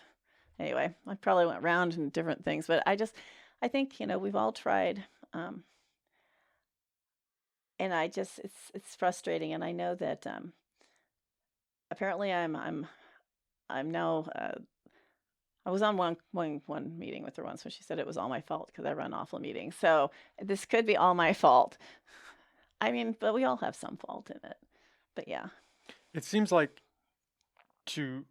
I don't want to speak for her, but when I was talking to her, it seems like a lot of what she was saying the problem was that, or at least a part of the problem was that previously accounts were just pushed through without the due diligence, without the necessary material provided alongside them by her predecessor, just in the way that the county was run as well. And she is not willing to do that because her name's attached to it, and she feels, the gravity of attaching your name to a financial document, especially. And so she's not willing to just push things through. Like, she wants the supplemental documentation. She wants to make sure all the T's are crossed and all the I's are checked, or what that expression. Do you buy into that? Do you believe that is a part of it, or do you think that? I think it's a part of it from the standpoint that she wants to be uber accurate. What I can say, there's areas though. Okay, I'm going to use two extreme examples. One is doing projects, like say having to assign values, and this is not for money's back, but like for a public works project and make accounting for, I guess it is for money back for everything. Having to go down to the actual pennies a bolt costs. Generally, that's not where you have to go. You round off at $1. So there's like this extreme attention to detail. But I think the one that for me was the most, and this is, I gotta get my numbers correct. I actually have this at the house, but it was like health and human services are huge dollars. Like I said, so much of our thing is there. And what you do is you have all these, like, this was in regards to grants. And grants are in such huge amounts. The state allows like I think it's a $10 rounding error that when you come up with this whole thing, because you have to apply to get the money into your account from the state. Sorry, I'm doing like physical. You can't see this when you're listening, but I'm using my arms a lot. So there was a claim for $16 million for the county to get back. There was a discrepancy of $5. The state allows a discrepancy of $10 for a county of this size. The auditor would not accept that. So there's a claim of $16 million owed to the county that passed within what the state said was fine, that the auditor wouldn't take action on. Did she say why? It was just because that $5. It was off by $5. And so, staff's like, well, the grants are huge. There's rounding errors, and the state in this code for this size county for this amount of money allows this much discrepancy.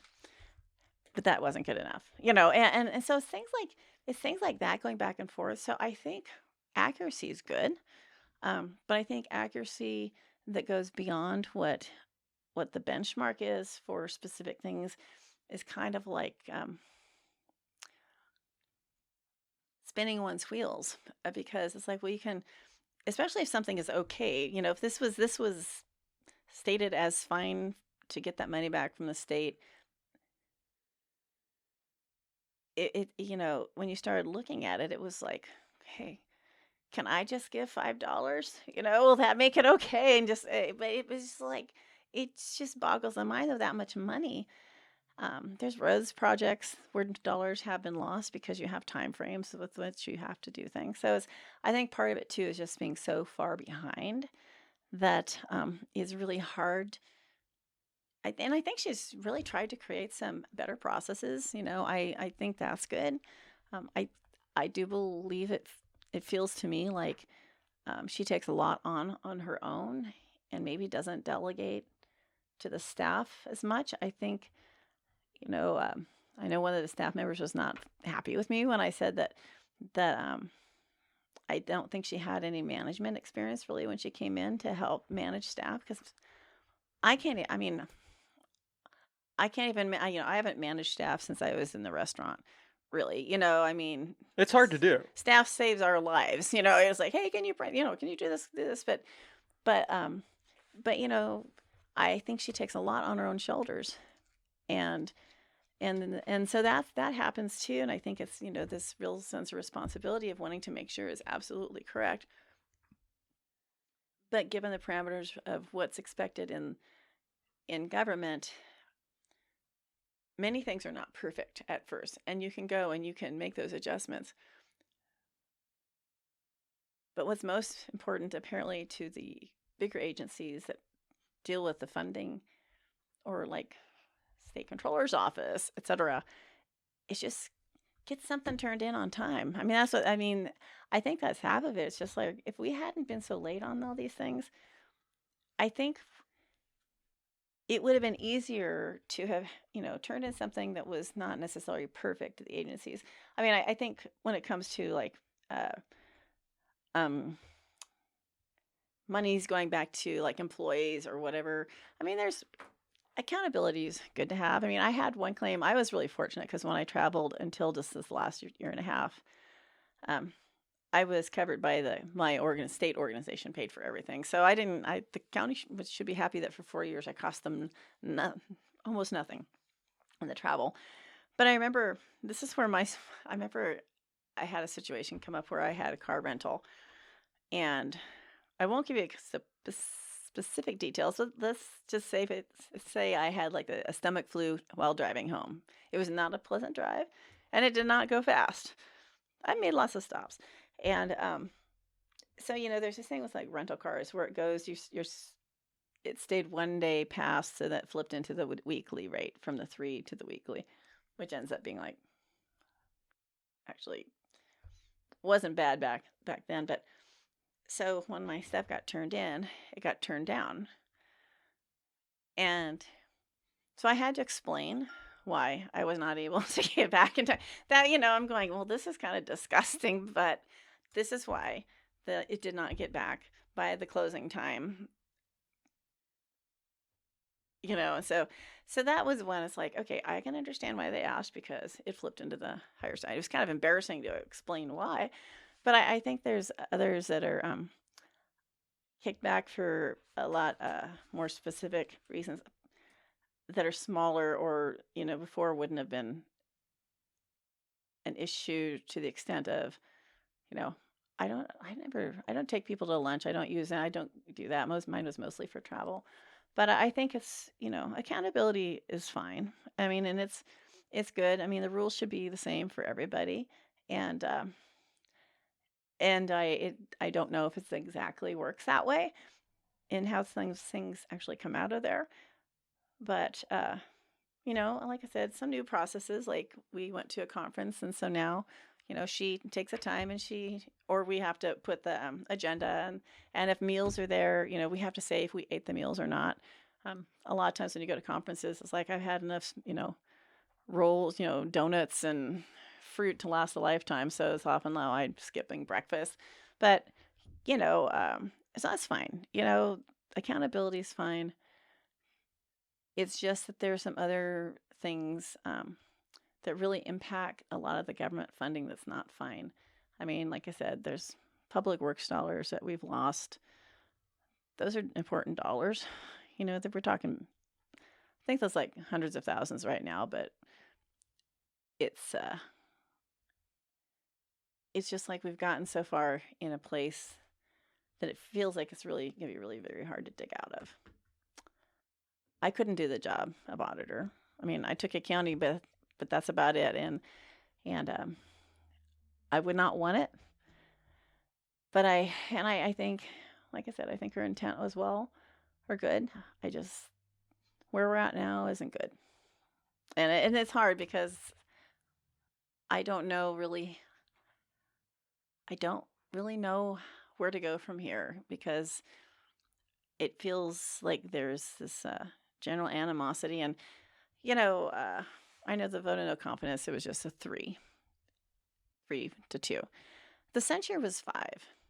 And basically the censure being 5-0, we had to, how do I say, we had to take that move because without it, we were basically complicit in members of staff and stuff being treated bad, right? And which is illegal implications, right? So it's like it wasn't a fun vote. Staff being treated bad from her in her office. Yeah, I mean, it was just some of that came from some of the, investigation, and there's a lot of, it's difficult because when you're talking about staff and hostile work environment, there's an awful lot that goes into one person's meaning of hostile. I think we've heard about this pizza thing, right? And it's interesting because people see it through different eyes, and that was one of the older ones. But what somebody may think was a funny haha may have really cut somebody the wrong way, if that makes any sense. And you're only getting one person's side of the story, also. So it sounded like it was a big joke about some pizza thing. But then there was a video on her website with the carnival music. Yeah. And if that wasn't demeaning to the staff person that did that, I was kind of like, okay, I could see that being kind of hostile. Just saying. I'm laughing not to diminish. I don't want to diminish what that person went through because obviously I wasn't there, so I don't know. But the video itself was. It was funny. It was so like it's unbelievable that she put that out. I was like, well, and with that, I'm sure it wasn't intended this way, but that could actually bite the wrong direction as far as going, okay, so now somebody went through a situation that they felt was hostile. Now you're making fun of it on a video. I think that could be that might not be a good step in the right direction, but I mean, it's good she had a sense of humor about it, I guess. But did you read the report? Yes.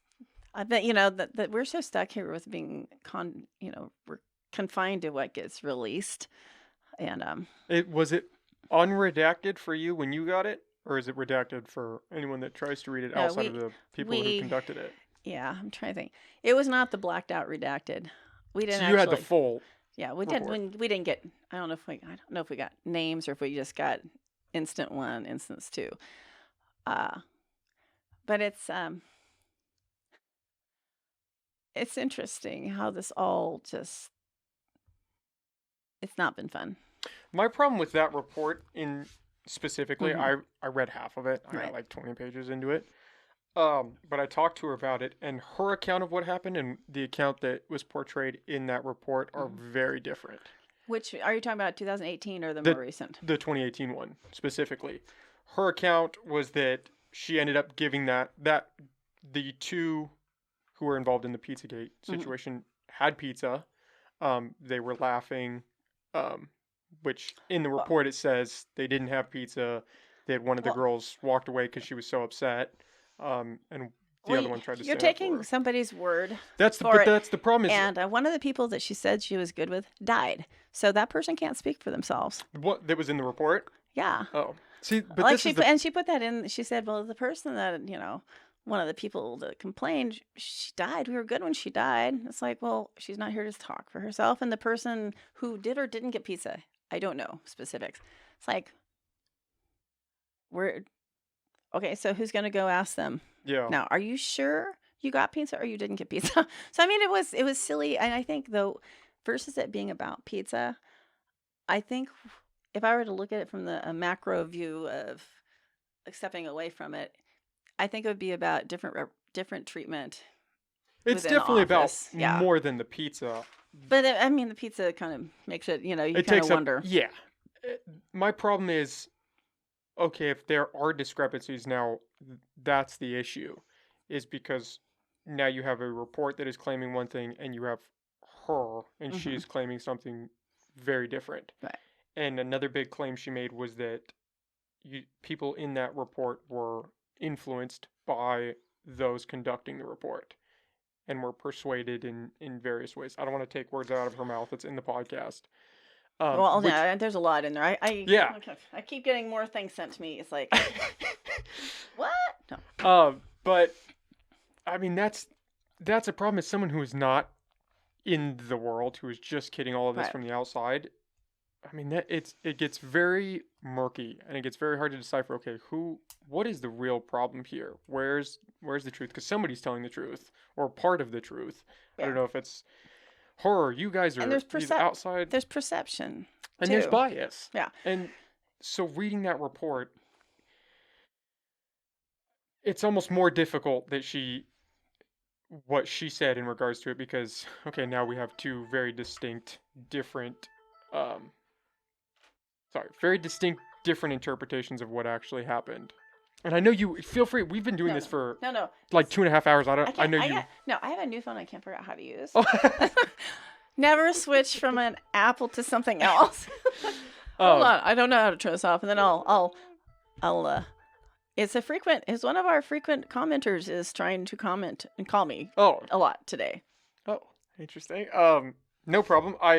We can wrap. good. I don't, because I know you have other things to do. I don't want to take up too much of your time. But that's. I think I'm sure you can right. appreciate that. Is that now we have one source, a redacted report, and now her as a source, and they're saying very different things. From a public perspective, that is a problem. Well, I'm not sure. I'm hoping not saying something that's not supposed to be public. I think Supervisor Bone actually. This was how do I put this? It's interesting. Let's just say, let's do it for instance that perhaps an office, a person may have lodged a complaint on a supervisor alleging this is what happened, X, Y, and Z. And it was hostile. Imagine there's a lot of money spent to attorneys to find that, oh, by the way, somebody taped that actual interaction and it didn't happen at all the way it was told to by perhaps the person you're referring to, actually, which was a total different reality than what showed up on tape. So, okay, Tams, because this is very ambiguous, so since I'm not you, I'm gonna try to clear it up. It's that Karen alleged something about Rex. Well, I'm not sure. I'm not sure if this is actually supposed to be public. The Rex mentions it during our board meetings, but yeah, sometimes these things happen, right? And there was documentation that what she claimed was not true. Yes. Okay. See, that's such a problem. I'm a guy my biggest thing is the truth. That's my biggest thing. Because if we don't have the truth, then we're just spiraling. Where we really, I will say we fell down on some things back in 2018. Not just with this one. We were going through a lot of changes in our human resources, and those things weren't being closed out like they should have been, where people were necessary. And it wasn't just this one. It was, I can't speak specifically to Rex's, but there's other instances of where things were done where people never really got the actual end of what happened, right? So, I can understand, the frustration with not really having that information earlier. And so I think we fell down on that, but we've worked on a lot of process change in human resources as well. The other thing that happened, and I think I alluded to this, is we used to have, if something happened with an elected, it was just dealt with internally. And when we had an issue where there was complaints alleged against the auditor, her attorney, or actually an attorney opined or made the opinion that when it comes to the electeds, it should be something held in the public venue, which was never in the public venue before. I think Supervisor Bone probably would have liked his in the public venue, right? But so that changed the process too. So a lot of the stuff that's happening would have been done more internally, but then when I ended up having to take it to the board, it becomes very visible, right? Mm-hmm. And so the first time that this was brought up on these other issues, not anything to do with the other issues. These are things that are never actually made it anywhere. There's an argument over who should be the attorney, and we just did not pursue going after that investigation anymore. There was just a lot of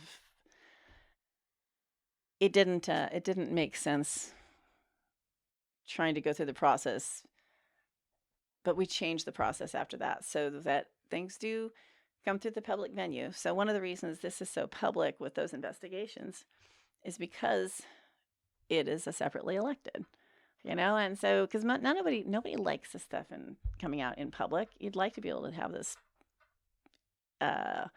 taken care of outside of, not outside the public eye, but it's just like it's not a comfortable conversation, right? And so 2018, it was not in the public venue. This last go around was after the time where we did change it. So some people, I think, saw that as being a different treatment, but it was different treatment based on a concern brought forward by the auditor in an earlier situation. Then she was right that things with the separately elected should be heard in a public venue. So I think that's one of the things that, unfortunately, because this is happening in public, it does have more interest in it. And, I think I read that she said that things were not sustained. That the findings were sustained. The findings were not sustained. Yes. But Or they, I don't that's know. the folks that have been texting me, Is listening to it, and let me just say, we wouldn't be having these discussions if there weren't sustained findings. So, and you're reading through the report, and it's just interesting, the different level of perception,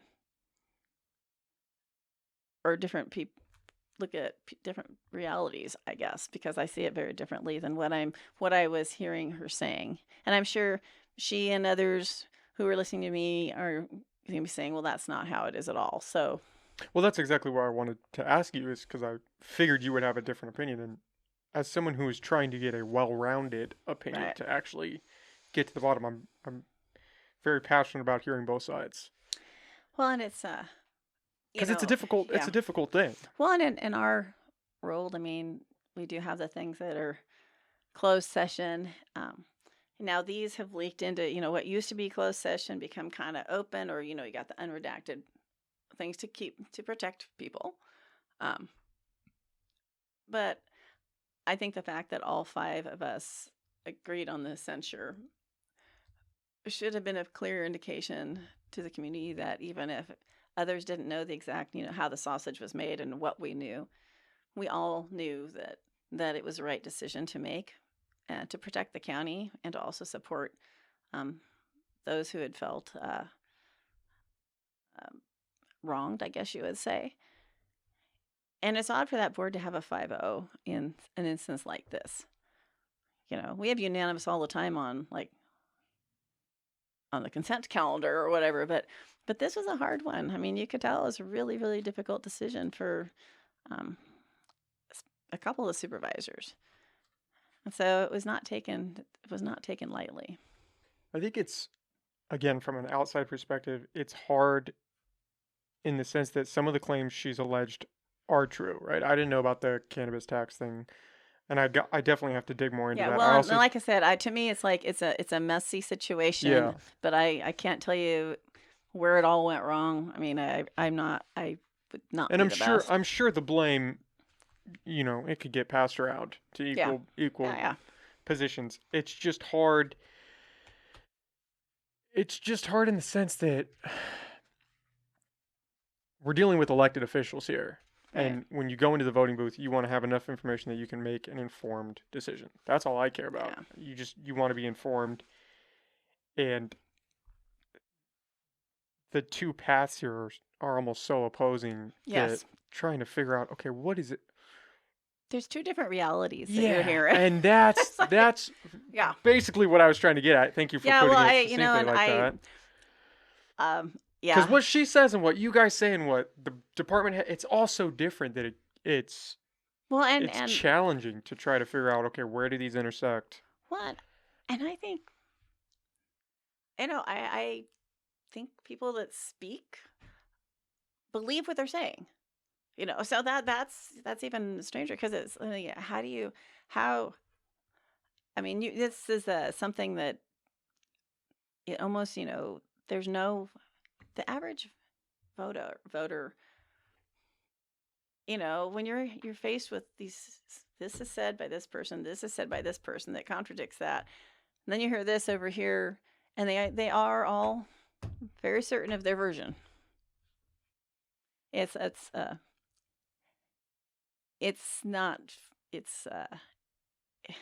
doesn't help in the election process, but like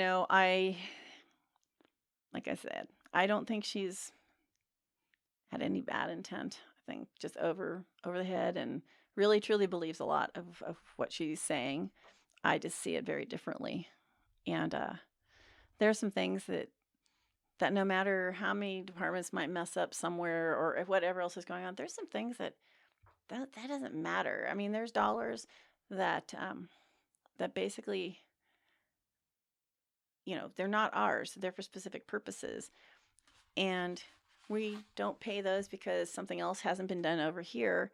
But it has nothing to do. It's like those dollars we are holding, and we owe those dollars to these different entities, like the school districts and, I can't remember what the school district issue was. It seemed like their auditors, like school auditors. Oh, the Fortuna Yeah, school and district? I'm going, Yeah. okay, you got school auditors who should know what they're doing. It's probably a different thing, and we're fighting with them about it.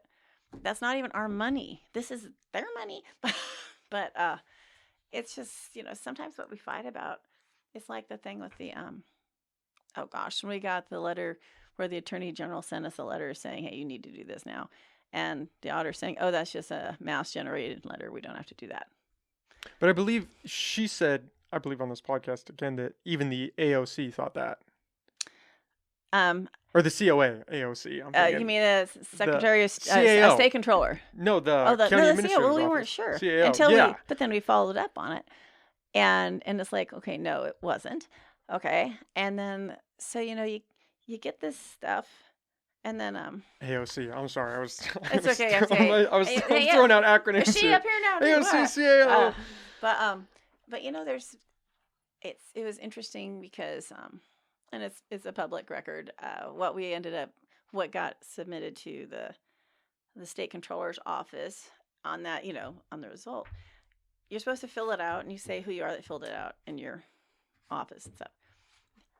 Instead of putting her name as the auditor controller, she says, person doing this at the direction of the Attorney General. It's not what it asks. No, who prepared this report? That did not answer that question. And it was like, that was just weird, What do you make of her claims that she does have a lot of the facts to back up what she's been saying, and that I mean, the evidence she was going to bring forward? Yeah, the evidence. May 1st? Yes, a lot of the evidence she says that she has that is being released in these PRA documents. What do you make of that? Have you read most of those PRA? I haven't. I have not yet. Okay, the first batch that came through were just a lot of, I suspect I have at least one catty email in there. She and I remember having the last exchange where I was trying to, get a meeting together, and I can't remember what happened. And I said, can we just stop this high school drama, whatever it was? Oh, I heard back on that one, and I've tried to refrain from email since then. But so we all have some things in there where you can see some tension. But if she's talking about, because I think she alleged quite a few things about Supervisor Bone in public. And he basically And on said, the podcast. yeah, he's like, bring me, you take the evidence to the DA, bring it. And so then you get this massive emails that got released that first time, and it's hundreds of pages. It's like, okay, man, if you have documents that actually show this, what you're alleging, wouldn't you want to specifically release them in that version where it's very clear that it shows that there's something, instead of giving people 1,000 pages to read to find what's in there? So it's kind of like, and we were told multiple times that she was going to present that, and then that's when she did her opening on the courthouse steps. She could not be at our meeting that day to present, but she was on the steps that day for her kickoff. So That's when she announced her quite interesting, running. yeah. And she said she couldn't be at our meeting. Anyway, so So you have read through some of those PRA documents. oh, I read through some, and it doesn't seem like there's anything other than but there's, well, it's masses of it. But I would just highly suggest, if there is some proof, that if someone wants to release documents, it would be better if they could really identify a exactly specific where to document look. where it shows up, because yeah, it's a lot of documents. I think it's like, I want to say 400 for some reason. I don't know if it's quite that many or that's going to be the final number, but I remember her saying it's a lot. I probably should not make this comparison. Do it. What? Do it. No, I just many people have said, that even sounds like him, that in some ways the way she operates is very similar to a former president. That is interesting. When I was looking at all these documents, I mentioned to my parents, it seems, and this isn't a slight, I'm not saying this as a character judgment, because I thought she was very nice. I really enjoyed our conversation. She's delightful. Yeah. I mean, she really is. But it felt Trump-esque in the sense that, how do I want to phrase this? It felt Trump-esque in the sense of how she was going about it public facing, I would say. Like the showmanship. Yes. Yeah, yeah. And I mentioned that to my parents. I was like, and they were like, yeah, kind of just in the manner that she goes about it. That's not a judgment on her claims or what she's saying or a comparison between the two, the character of the two, but I guess the performance, not saying that she's performing, but that, the style. It felt very similar. Well, and there's a lot of squirrel going on, deflection. It's like, hey, here's an item, an issue, but look over there. And very thorough in responses. Documents like emails, how do I put it? I think hours spent putting replies and documents together.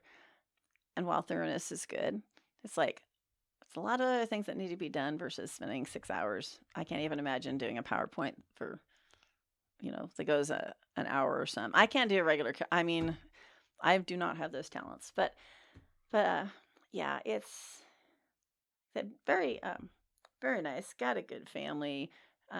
She's got a hard job this is just in a really hard place right now.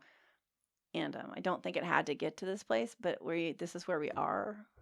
And it's very uncomfortable for all of us. It seems that way. Yeah, well, it's for her, for you guys. Like, I have all these, I feel like I don't want to air dirty laundry. So I wrote, people sending me like, oh, she said this. And then I can't believe, I didn't expect that podcast to get out to you guys. Well, and it's funny because I was going, I need answers. And someone said, don't go tit for tat. And that's right. So, I mean, for most of this, we stayed with just more like a overall philosophy of governing and stuff. But when it comes down to it, I think there's just fundamental disagreements with what we think reality is. Yeah, I'll tell you the same thing I told her. I brought her on because really in a selfish way, in that I wanted to know the truth. I mean, it's just a plus that other people get to experience that as well. But I would have talked to her and said the exact same things had it just been the two of us. The same I'm doing with you is because personally, I'm trying to figure out what is happening because it seems like a shit show. And I'm like, do you anticipate that getting cleared up before the election, or you think that this is just the way of politics now? I thought this was going to get cleared up a back year and a then. half ago or Yeah. 2 years ago. Never, yeah. It's interesting. I went and spoke to the League of Women Voters, like I said, a couple weeks ago, and the state of the community, and it was like, do I really want to say all of this because it's not flattering where we are right now. I've also done, yeah, I've talked to different supervisors. I was at a state conference where certain ones of us got 3 minutes to mention an issue in your county. I had county auditors coming to the table after I talked about it. They're going, this is crazy, and so, um, yeah, I thought we could have gotten somewhere by now. I don't know, when you say clear it up, the election. It's hard to say what voters will do, right? Some people have no idea of this conversation in the community, right? They go they go to the elections office, and it's like, oh, okay, incumbent or first person on the list, which is both. Some people don't show up to vote, really bad examples of some things. I find after the election, I'd have people call me and say, hey, forgot, I found my ballot on my counter too late, huh? It's like, yeah, you're lucky I didn't lose by 2, right? And it's happened. We've had that happen to people where people just don't show up because they think someone else is going to show up to vote, right? It's like, oh, she doesn't need my vote, and Or my vote doesn't yeah, matter. and so I'm not, it's not that the current auditor controller is a bad person. I think the challenger will bring stability to the office. I think has a great understanding. It's not a job. This is not supposed to be the thing in the county that's the most public facing. I mean, as far as drama. And speaking of public facing, the office still has not been opened. I mean, her office and to the public. I mean, if you knock on the door, you might, you might get an answer. And so I think the office needs to be returned more to a place where there's a sense of things actually getting done. It's not going to be perfect, for sure, but it's hopefully, this is one of those things that should not be a political issue at all. Years ago we tried to switch it up so it was not an elected position, and many counties are actually trying to do this. And at the time we had the treasurer tax collector and the former auditors say no, it should be stay elected. So the public went with that. But I think looking at it now, I think hopefully people are seeing that more than just somebody who looks, has a good presentation style and what appears to be a vision and an amount of experience, needs to have the right type of experience, and I'll go back one more thing that I thought was kind of interesting regarding kind of like leadership or just how the team is, because I think her team she has feels really tight and protective of each other, and that's good. That's how you should be. But there's an instance where there was got an email saying we had to have an emergency evacuation today, so everyone's gonna be working from home. It's like, oh my gosh, I'm so sorry. What happened? There was a mouse. You evacuated, and then it was funny because the treasurer tax collector goes, yeah, the mouse came over to our office, and we just called, facilities management. But it's kind of like there's almost a feeling of it's not run like most, you might suspect how an office would be run. It was more run like a family. I mean, it would not, back in the day with the restaurant, it was like a family. Trying to be a manager it was extremely painful because we were all like family, and I was not a good manager back then because everybody's family. If someone doesn't show up for work, you cover for them. You do whatever. And I thought, boy, we didn't. We really let people get away with some kind of a not always the best work behaviors. Because didn't want to rock the boat. Everyone's just a big happy family. I realized, many years later that sometimes you need to actually be more directive and not just be the all happy, fuzzy, warm, and you know, positive thought family. It's like, no, sorry, you're kind of messed up on this one. Being a boss, or even just having employees, or being a manager, it's a hard thing. It is a very hard thing to get people to lead people, let alone give them orders to a sense, and be effective at that, and not have them hate you and not create a toxic work environment. That is a hard thing to do for anybody. Yeah, yeah. It's like it is hard, and you know, there's you can bring people in to help, but in order to do that, you have to be willing to change the way you do things. I did want to ask, because it just popped into my mind about the outsourcing of payroll in that situation, because that was Oh, one of the her ADP. one of her big claims was that she was Yeah. saying from the beginning, don't do this, it's a waste of money, and then it kind of fell into that trap. Well, and I wish I had, you know, if I could have gone back and looked at everything. I think there's a lot of things that,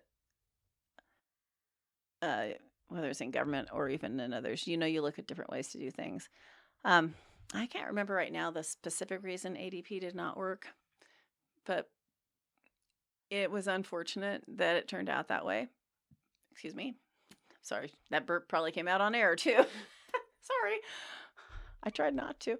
It's okay. Listen, I do that all the time. I'm over here making noises all the time. That was not me. That was him. Yes, There you go. yes. That was. I drank a lot of my energy drink over here. But you know, I think I remember back when I ran against Bonnie Neely. I made a big hay about this $500,000 being spent on the idea of becoming a redevelopment agency, and I realize now, you know, something comes up, you look at it, and unfortunately, when you look at it in government, you got this consultant, this, you know, this, and it costs money, and then sometimes it doesn't go. It's like, you know, this really is not going to do what we need for our organization. If I had the actual, you know, documents in front of me, I could probably be more specific, but, you know, when it was determined, it wasn't. But you can't. How can somebody say with certainty, oh, that won't work, unless you actually try to put yourself? But I'm not actually sure how closely the auditor actually worked to try to really find out if it would happen. I think her mind was made up. I think, you know, I know Supervisor Bone was very much of a proponent of ADP, or at least the process. And, you know, but at least we went through a process to find out that didn't work. I don't like losing $500,000, but we're losing millions of dollars right now because the auditor hasn't been able to do her statutorily required duties. You know, we've got dollars that, you know, currently have been lost to the county, and if we don't get our stuff together in the single audit, I mean, we're putting another $93 million at risk. You know, I don't think we're going to lose all that. At least I hope not. But, you know, yeah, it was, you know, some people could see us a waste of money, and maybe we shouldn't have done it. We wouldn't have known that it wouldn't work. You know, it didn't turn out, you know, it's not the way I would have planned it. But I actually have bigger heartburn over losing dollars that we could get just by actually finishing the required paperwork that needs to be done. Easy for me to say because I'm not an auditor. I'm not an accountant. I don't play one on TV, nor do I want to be one. Yeah, that was one of her big things. Was she feels like she's trying to make accountants out of people who aren't accountants, which I can empathize with that. That would be a challenge. Yeah. Well, I think it's just a cloudy situation. It's just a cloudy situation. That's a good way to put it. Later, I might be thinking, you know, I can think of some other words some days. I can't say them here though. It's a podcast. You could say whatever. And no. You're not running for office again. That must be a weight off your shoulder.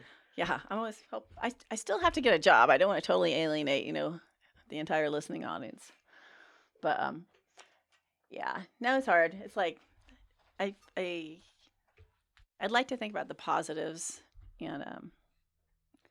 and it's hard on this one because it just feels like we're not going anywhere. So yeah, it'll be the election as it does will come and go, and what happens we'll all adjust. What is it? It's June June. 7th. Yeah. I got And then, next month. and I want Basically people next to month. know, and it really does take a long time to certify elections, by the way. So, I mean, I think in a past presidential election, it made it sound like whatever comes in the night of the election is that, that's it. It's like local elections, as far as long as I know, have taken nearly the entire 30 days to actually get certified. So, we shall see. Are you happy that you're getting out? That You you're know, getting out of this yes and hectic no. I time, mean, especially now. I'm sad. But at the same time, like I said, I think there's some really big issues. Obviously, this is one of them. Um, I've been somebody who through the years has always, from hospitality industry, always tried not to rock the boat, tried to state things in a way and make and kind of help people get along. I don't find myself in this position often where I really have had to start speaking out against a situation. And in the case of, our auditor controller situation, it's much easier for me to be able to talk and be more blunt with my words, I guess. This isn't a joke. This is a serious issue. So, being one of the reasons of not running was being able to just try to be very clear about the challenges we have here. And but it's just bittersweet, It's like I don't really want to leave, but I also don't want to overstay my welcome.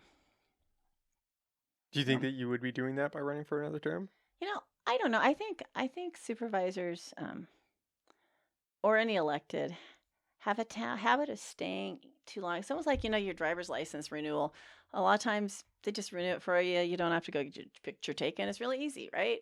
And then finally you wait that one time too long, and you have to take your test, and you have to go in, and you can't remember, and I don't know, and you fail, whatever it is. It's not.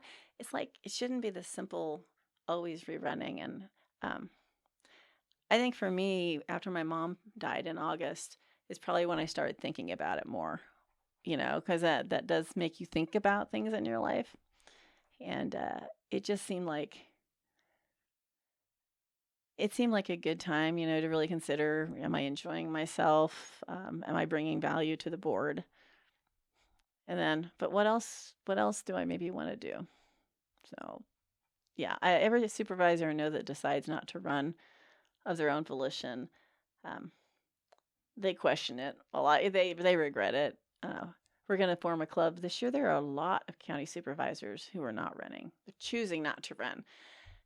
And so I said, we should be the Quitters Club. I said, no. We need a better name. But I think it's really interesting listening to the different supervisors and why they're deciding. One move over here. One's is this. One's just tired of the public process. One's like crazy. Politics is. I just don't like it anymore. But I think there's value to it, and I think the supervisors who are new and coming in, we always have a new supervisors institute with the state, and I think we should have them sit down and listen to some of us who have left about the importance of rethinking. Because if you run and you're elected, it's for 4 years. It's a 4-year term. You don't want it to feel like a 4-year sentence where you're hating every minute of it. And I think it's hard to try to step backwards and look and go, okay, do I really want to keep putting up this fight? Am I still having fun? Is there something else going on in my life I should probably think about? And so it's a lot of thought, and it's yeah, it's weird. I mean, I don't know what to do next. People keep saying, "Oh, you're gonna go for the state," and it's like, are you kidding? They can't get anything done. So Is that something you might want to do? yeah, I used to think so, but currently it hasn't come my way, and I think our two senators, McGuire and Wood, I think they're a pretty good I think they represent us well, and they're approachable. Even if you don't agree with one of their issues, they're approachable. So as long as they stick around, and then I know other supervisors elsewhere in this in the like the different assembly districts that are probably going to be putting their things in, and they're I just look at I'm just going, I don't know if it's in me to do that large of a run. Yeah, I don't know. Now, if somebody that was leaving the elected office came to me specifically and asked me, and then I might think about it, but I don't think that. I have no indication that that's in the cards. So what is your next step? Do you have any idea? No. It's like I've been looking at different. It's like, well, I could mediate. I could consult. There's a lot of consulting. I could probably do a CEO of one of the, something here locally. Maybe Cal Poly. I could do something. So yeah, no. Right now, the field is open. That's kind of exciting, though, right? Yeah, it is. It's and then I have my friends saying, "Don't do anything for a couple months." It's like, that has a draw to it as well. But yes, I don't know. I'll open a tequila bar. I would definitely go to that. That would be great. Yeah. So tell your mom. I will. Yeah, she would be there. Yeah. That's funny. Well, I'm glad we got a chance to visit now. At least Me I too. know, and I feel really dumb that I didn't realize until last night. It's like, wait a minute. I think I know an awful lot about this kid. Yeah, I had your husband on as well. That's what he said. Yeah. He said you were a good guy. It still didn't dawn on me who you were though. And that yeah, so I might have to call you for some of those numbers of the people I haven't connected with for a while. Yeah. Well, I'll definitely have to have you on again. I really, really appreciate you coming on and talking with me. I really enjoyed it. It was great meeting you since you know my family so well. Yeah, it makes Small town. It makes me feel old. It is interesting. I'm at that age where, I'm kind of just entering the world, really, because I'm 24, and my parents are in your generation where they're Right. kind of, starting to Pull think back about a bit. other things. Yeah, and it's really interesting watching one generation kind of not pull back, but kind of, move into the next phase of what they want to do with their lives, Yeah. and seeing this new generation kind of step in. I don't know how it's going to plan out. I'm interested to see, but I've been thinking about that a lot. When people start retiring, people start changing their direction as a newbie in the field, it makes you It think about opens your it, life. Yeah, like what do I want to do? And I can't imagine doing anything for 10 years, let alone being in politics for 22. I mean, that just blows I'm my still mind. trying to, and most of it's been really fun. Most. There's some exceptions. Yeah, it seems like nowadays politics is just kind of gone off the walls. It's not what it used to be. Yeah. But it's there's been times in the past when it's gotten wild before. I'm just this one does just seem like it's created a larger, current political in the national. It's like it has drawn a lot of division between people and families, and whether it's COVID, it was just we've been through a hard time. In fact, and my stepdad is I should be calling him first. Yeah, he's 90. He's 95 today. Oh wow! Yeah. Tell him congratulations. Yeah, That's huge. we're gonna have dinner tonight. No, he's great. He's amazing. I could only wish that I could, I can't even imagine. I'm still going. Okay, I'm 60, which feels really old, but yeah. So I do have to go and make food and cook. Yeah. for We can people, wrap this so- up. Do you have anything you want to plug? Sometimes people will plug their campaign information. You don't have a campaign, or any other No, it's all right. information. Hey, anybody who'd like to get together sometime and maybe talk about differences or anything, reach out to me.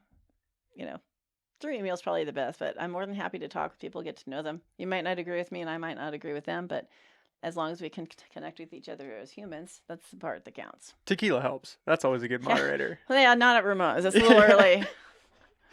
Okay, well, Thanks. Virginia, thank you. Really, thank you. That was a Alright. blast. I had a great All right, time. Thank you. And hopefully I didn't get myself in too much trouble. No, you're fine. Thanks, guys.